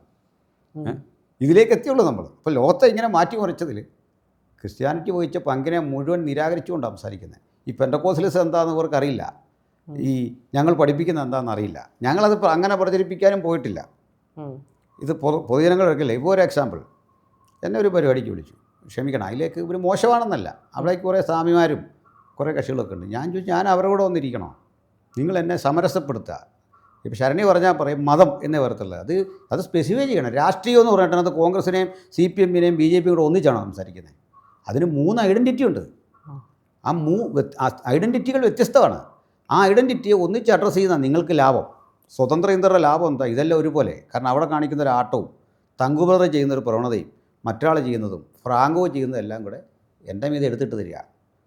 അതിലർത്ഥമില്ല. അപ്പം ഞങ്ങളിതിനെ എതിർക്കുന്നുണ്ടോ? ഇതിനെ എങ്ങനെ അഡ്രസ്സ് ചെയ്യുന്നു? മാനവീയതയെക്കുറിച്ച് അത് എന്ത് പറയുന്നു? ഇതാ ചിന്തിക്കേണ്ട. ഒരു എക്സാമ്പിൾ പറയാം. ഇപ്പോൾ ക്രൈസ്റ്റിൻ്റെ ടീച്ചിങ്സ് 2000 കൊല്ലമായി. ഇതിലൊന്നും ഒരു അപ്ഡേഷൻ വേണ്ടി വരുന്നില്ല. അതൊന്ന് മാറ്റിയേക്ക്. കാരണം അത് 1-ാം നൂറ്റാണ്ടിൽ ആരംഭിക്കുമ്പോഴേ പറയുന്ന ശത്രുക്കളെ സ്നേഹിക്കുക, ശത്രുവിന് വിശക്കുന്നതിനെ ഭക്ഷിക്കാൻ കൊടുക്കുക, സ്ത്രീയുടെ മോഡസ്റ്റിയെ ബഹുമാനിക്കുക, ഇതൊക്കെ തന്നെയാണ് പറയുന്നത്. ക്രൈസ്റ്റിൻ്റെ കൂടെ കൂടിയ മനുഷ്യരാരാ? അന്നത്തെ വക്കീലന്മാരൊക്കെ വന്നു, അവരൊക്കെ നിരാകരിച്ചിട്ടാണ് അതിസാധാരണ മനുഷ്യരെ ഒരുമിച്ച് ചേർത്ത് പിടിക്കുന്നത്. എന്നെ ഇതൊക്കെ അട്രാക്ട് ചെയ്തത്. മഗ്ദലീനയാണ് ഏറ്റവും പ്രധാനപ്പെട്ട ഒരു ക്യാരക്ടർ, മഗ്ദലീന. അപ്പോൾ അതിൻ്റെ ഒരു കാരണം, സകല മനുഷ്യർക്കും യേശു അങ്ങോട്ട് ഉപകാരം ചെയ്തവരാണെങ്കിൽ യേശുവിൽ നിന്നൊന്നും കിട്ടാത്ത ഒരാളാണ് മഗ്ദലീന. തികഞ്ഞ സ്നേഹമായിട്ടേ മെസ്സേജ് അല്ലേ. മഗ്ദലീനെ യേശുവും കൂടെ പ്രണയമാണെന്ന് പറയും. എനിക്കത് അങ്ങനെ തന്നെ ഉൾക്കൊള്ളാൻ ഇഷ്ടമുള്ള ഒരാളല്ല. അതെ, അത് മറ്റേ പുള്ളിയുടെ അന്ത്യത്താഴമില്ല, ഡാവിഞ്ചിയുടെ അന്ത്യത്താഴത്തിൽ അങ്ങനെയാണ് കോഡ് ചെയ്യപ്പെട്ടതെന്നാണ് പറയപ്പെടുന്നത്. അതെ, അല്ലാതെ അങ്ങനെ ആയിക്കോട്ടെ. അന്ത്യത്താഴത്തിൽ യേശുവിനെ ആ സ്ത്രീ പ്രണയിച്ചു എന്ന് പറയുന്നതിനകത്ത് ഒരു തെറ്റും ഞാൻ കാണുന്നില്ല. മനസ്സിലായില്ലേ? കാരണം അല്ല, അത് പറഞ്ഞതിന് ശേഷം ഞാൻ ഈ അന്ത്യത്താഴത്തിന്റെ ഫോട്ടോസ് ഒക്കെ നോക്കുമ്പോൾ ഐ ഫീൽ ലൈക്ക് ദാറ്റ് ആ തൊട്ടടുത്തിരിക്കുന്ന സ്ത്രീ ആയിട്ട് തോന്നുകയും. അത് ഒന്നാമത് ഈ വര മുഴുവൻ യൂറോപ്യനാണ്. ഇത് പിന്നെ ആ ഡ്രസ് കോഡ് പോലും ഓപ്പോസിറ്റ് ആണല്ലോ ഇതിപ്പോൾ ഈ അന്ത്യത്താഴം കൊടുക്കുമ്പോൾ ഡൽഹിയിൽ നിന്ന് പ്രശാന്ത് രഘുവംശൻ ലൈവ് ചെയ്യുന്നൊന്നുമില്ല. അന്ന് വരയ്ക്കുമ്പോ അല്ല അന്ന് കഴിക്കുമ്പോ അന്ത്യത്താഴം. മനസ്സിലായില്ലേ? ഇത് ഒന്നാമത് ഇതൊരു ഏഷ്യൻ കൾച്ചറാണ്. ക്രിസ്ത്യാനിറ്റി ഏഷ്യൻ കൾച്ചറാണ്, യൂറോപ്യൻ അല്ല. നമുക്കാണിത് അടുത്ത്, തൊട്ടടുത്ത് നമുക്കാണ്. അപ്പോൾ ഇത് മനസ്സിലാക്കാത്ത പാശ്ചാത്യർ കൊണ്ടുവന്നിട്ട് അവിടുന്ന് കൊണ്ടുവന്ന ഒരു ക്രിസ്ത്യാനിറ്റിയിലാണ് ഈ മുടിയൊക്കെ ഇങ്ങനെ വളർത്തിക്കുന്നത്. ഇങ്ങനെയൊക്കെ ആണോ എന്നൊക്കെ ആദ്യം പരിശോധിക്കണ്ടേ. സെമിറ്റിക് കൾച്ചർ എന്താ, ഈ വകയൊക്കെ ഒന്നും അറിയാതെയാണ് ഈ ആൾക്കാർ സംസാരിക്കുന്നത്. ഇപ്പം ഈ പറഞ്ഞതിൽ ഒരു എനിക്ക് പൊരുത്തപ്പെടാത്ത ഒരു കാര്യമുണ്ട്. ക്രിസ്ത്യാനിറ്റി ആണ് ലോകത്തിനെല്ലാം കൊണ്ടേ തന്നത്, അല്ലെങ്കിൽ ഈ പറയുന്ന ക്രിസ്ത്യാനിറ്റി കൊണ്ടേ തന്നതിൽ ഈ പറയുന്ന മനുഷ്യരെ അഭിരമിക്കുകയാണ് എന്ന് പറയുമ്പോൾ എനിക്ക് പേഴ്സണലി എനിക്ക് യോജിക്കാൻ പറ്റില്ല. കാരണം വേറൊന്നുമല്ല, അതെങ്ങനെ എനിക്കത് പറഞ്ഞു തരേണ്ടതെന്ന് പറഞ്ഞു തരേണ്ടതെന്ന് എനിക്കറിയില്ല ഇപ്പോൾ. കാരണം വെച്ചാൽ അത് എടുത്ത് പറഞ്ഞു. അങ്ങനെ വരുമ്പോൾ അത് ഞാനൊരു വിയോജിപ്പ് പറഞ്ഞതേ ഉള്ളൂ, അതിനുശേഷം ഞാൻ പിന്നീട് പറയാം. അങ്ങനെ വരുമ്പോൾ ഈ ലോകത്ത് തന്നെ ക്രിസ്ത്യാനിറ്റി പല വിധത്തിലുണ്ട്. ലാറ്റിൻ, സുറിയാനി, കാത്തലിക്, പിന്നെ യാക്കോബിറ്റ്. നമ്മുടെ തന്നെ നാട്ടിലുണ്ട് ഒരുപാട് വിഭാഗങ്ങളുണ്ട്. ഇവർ പരസ്പരം പെണ്ണെടുക്കലാണല്ലോ പ്രധാനം. അതായത് പ്യൂരിറ്റി കാത്തു സൂക്ഷിക്കുകയാണ്. മറ്റേ തെക്കമ്പാവർ എന്ന് പറയുന്ന ആളുകൾ വേറൊരാൾക്ക് പെണ്ണിനെ കൊടുക്കില്ല. നമ്മുടെ ഒരു സൈഡുണ്ട്. പിന്നെ ഈ പറഞ്ഞ കാത്തലിക്സ് ലാറ്റിനോട് ഒട്ടും എടുക്കത്തില്ല. അങ്ങനെ ഒരുപാട് വിഭാഗങ്ങളുണ്ടല്ലോ ഇതിനിടയ്ക്ക് തന്നെ. അപ്പോൾ ഇതിൽ ആരാണ് യഥാർത്ഥ ക്രിസ്ത്യാനിറ്റി? ക്രിസ്തു എന്ന് പറയുന്നത് ഒരു ജൂതനാണെന്ന് പറയപ്പെടുകയും അങ്ങനെയെങ്കിൽ ജൂതന്മാരല്ലല്ലോ ഇവിടെയുള്ളവർ. സോ എങ്ങനെയാണ് അപ്പോൾ ക്രിസ്ത്യാനിറ്റിനെ ഡിഫൈൻ ചെയ്യുന്നത്? അത് ഒരു കാര്യം പറഞ്ഞത്, ശരണ്യ പറയുന്ന കേരളത്തിലെ ഒരു ചെറിയ കോർണറിൽ കാണുന്ന ചില സംഭവങ്ങളാണ്. കേരളത്തെ ആഗോള ക്രിസ്ത്യാനിറ്റിൻ്റെ ഭാഗമായിട്ട് എടുത്ത ഒരു പൊട്ടാണ്. ഇവിടെയാണ് നമ്മൾ കണ്ട തെക്കൻ ഭാഗവും വടക്കും ഭാഗവും ഒക്കെ ഉള്ളത്. അത് ഇവിടുന്ന് എറണാകുളം കേന്ദ്രീകരിച്ചുണ്ടായൊരു വാദമാണ്. അത് ചരിത്രത്തിലേക്ക് ഞാൻ കടക്കുന്നില്ല.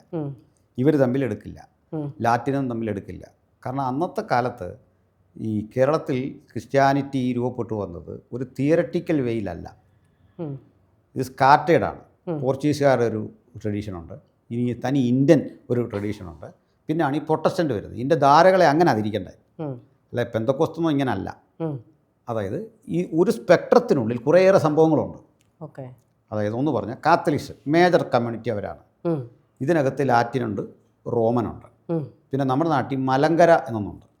ക്ലീമിഷ് ബാവയുടെയൊക്കെ മലങ്കര എന്ന് പറഞ്ഞാൽ യാക്കോബായ സഭയിൽ പോയിട്ട് തിരിച്ച് കത്തോലിക്കൽ വന്ന സമൂഹമാണ് ഈ മലങ്കര. അതൊരു അധികം പേരില്ല എങ്കിലും നല്ല ആളുകളാണ്. ഇനി നമ്മളറിയുന്ന ലാറ്റിനുണ്ട്. ലാറ്റിൻ ലോകത്തിലെ ഏറ്റവും വലിയ സഭയാണ്. ലോകത്തിലെ ഏറ്റവും വലിയ ചർച്ച് ലാറ്റിൻ കാത്തലിക്കാണ്. ലോകത്തിലെ ഫാസ്റ്റ് ഗോയിങ് ചർച്ച് പെന്തക്കോസ്താണ്. കാരണം ഇവരാർക്കും വളർച്ചയില്ല, ബയോളജിക്കൽ ഗ്രോത്ത് ഉള്ളൂ. ഞങ്ങൾക്കേ ഉള്ളൂ കൺവേർഷൻ, പുതിയ ആളുകൾ. അപ്പോൾ ഈ ലാറ്റിൻ കാത്തലിക് കേരളത്തിൽ വരുമ്പോൾ അത് ദളിതരും ആദിവാസികളും മാത്രം അടങ്ങുന്ന ഒരു രൂപമാണ്. ദളിതരും ആദിവാസികൾ ശരിക്കും അവർ ഇതാണ് ഈ തീരദേശത്തുള്ള അരയ കമ്മ്യൂണിറ്റിയാണ് കൂടുതൽ. പക്ഷെ അതുകൊണ്ട് തന്നെ ലാറ്റിൻ കമ്മ്യൂണിറ്റിയിൽ നിന്ന് ഒരാൾ കല്യാണം കഴിക്കുന്നത് മറ്റേ ഈ പറഞ്ഞ കാത്തലിക്സിനെ കല്യാണം കഴിച്ചാൽ CSN റോമൻ കാത്തലിക്സ് അവർക്ക് എന്തോ ഒരു നാണക്കേടാണെന്നും അവർക്ക് അങ്ങനെ പറയുന്നുണ്ട് ഭയങ്കരമായിട്ടും. ഞാൻ ജനിച്ചു വളർന്ന നാട്ടിലൊരു പള്ളിയുണ്ട്. ഞാൻ പറഞ്ഞില്ല, ഈ കോളനിക്കകത്തൊരു പള്ളിയുള്ളത് അത് ലാറ്റിൻ പള്ളിയാണ്, വിജയപുരം രൂപതയുടെ കീഴിലുള്ള പള്ളിയാണ്. പക്ഷേ ഈ പറഞ്ഞ പോലെ തന്നെ ആദ്യം എന്നോട് പറഞ്ഞിരുന്നു ഇതുവരെ പോപ്പുമാരെല്ലാം ഉണ്ടായേക്കുന്നത് ലാറ്റിനാണെന്ന്. അപ്പം പക്ഷെ അവിടെ അത്രയും സമ്പന്നതയിൽ അല്ലെങ്കിൽ അത്രയും ഒരു ഡിഗ്നിറ്റിയോടെ കാണുകയും അതേ വിഭാഗത്തിൽ വരുന്ന ഒരു കൂട്ടം മനുഷ്യരെ ഒന്നും അല്ലാത്ത രീതിയിലുമാണ് ഇവിടെ കാണുന്നത്. അല്ലാതെ ഞാൻ പറഞ്ഞല്ലോ, ഒരു ചാതുർവർണ്ണ്യത്തിൻ്റെ പരിച്ഛേദമാണ് ഇന്ത്യയിലെ മനുഷ്യർ. അവിടുന്ന് ഉണ്ടായ സാധനമാണിത്. അപ്പോൾ അതിൻ്റെ ഒരു എഫക്റ്റ് ഉണ്ട്, എന്ത് പറഞ്ഞാലും ഉണ്ട്, അത് നിരസിക്കുന്നില്ല ഞാൻ. ഇനി മറ്റേ കണ്ടെത്തലുകളെക്കുറിച്ച് പറഞ്ഞത് മറ്റൊന്നാണ്. ലോകത്ത് 1000 കൊല്ലം ഭരിച്ചാണ് ഇസ്ലാം, ഇന്ത്യ അടക്കമുള്ള ഏറ്റവും ലോങ് ഡ്യൂറേഷൻ കിട്ടിയവർക്കാണ്. അറബി സാർവ്വവ്യാപകമായില്ല, ഇസ്ലാം കൾച്ചർ ലോകത്ത് വ്യാപിച്ചില്ല, അത് മിഡിൽ ഈസ്റ്റ് കൊണ്ട് ഒതുങ്ങി അല്ലേ. ലോകത്ത് കമ്മ്യൂണിസം അത് കുറേ യൂറോപ്യൻ മേഖലകളെ സ്വാധീനിച്ചു, അത് ഇന്ത്യയെ സ്വാധീനിച്ചില്ല. അതുപോലെ പക്ഷേ ലോകത്ത് ഏറ്റവും അധികം സ്വാധീനിച്ചത് ബ്രിട്ടീഷുകാരാണ്. അതാ ക്രിസ്ത്യൻ ഞാൻ ഉദ്ദേശിച്ചത്. അപ്പോൾ അല്ല, ഇവിടെ കുറേ അവിടെ കൊണ്ട് കൊടുത്ത കുറേ കാര്യങ്ങളെക്കുറിച്ചല്ല, ബ്രിട്ടീഷുകാർ ലോകത്തിന് കൊടുത്ത ഒരു കോൺസെപ്റ്റ് ഉണ്ട്, വികസനത്തെക്കുറിച്ച്, മാനവീയതയെക്കുറിച്ച്. ഇപ്പോൾ UDHR പോലുമൊക്കെ എങ്ങനെയാണ് ഇതെല്ലാം ഉണ്ടാകുന്നത്, അങ്ങനെയാണ്. അപ്പോൾ തന്നെയല്ല ഇപ്പോൾ ഏകീകൃത സിവിൽ കോഡ് വരണം, ഞങ്ങൾ എഗ്രി ചെയ്യുന്നു. ഇനി അതല്ല, മുസ്ലിങ്ങളെ നമ്മൾ പരിരക്ഷിക്കണം, അതിനെ എഗ്രി ചെയ്യുന്നുണ്ട്. കാരണം ഇതിലേത് വശത്തോട്ടും ചായാൻ തക്ക ഒരു സംവിധാനമാണത്. ഇപ്പോൾ ഒരു എക്സാമ്പിൾ, ഇപ്പോൾ നിങ്ങൾക്ക് പള്ളിയിൽ പോകാൻ ആഗ്രഹമില്ല, ഒരു ക്രിസ്ത്യനായി ജീവിക്കണം, അതിന് പറ്റും. അതാ ക്രിപ്റ്റോ ക്രിസ്ത്യൻസ് എന്നൊക്കെ പറയല്ലോ. ക്രിപ്റ്റോ ക്രിസ്ത്യൻസ് അവർ വെളിപ്പെടുന്നില്ല, അതിനെ നിരസിക്കുന്നില്ല. ശരിക്കും പഠിച്ചാൽ മനസ്സിലാവും, ഈ യുക്തിവാദത്തോട് തൊട്ടടുത്ത് നിൽക്കുന്ന വിശ്വാസധാര ക്രിസ്ത്യാനിറ്റിയാണ്.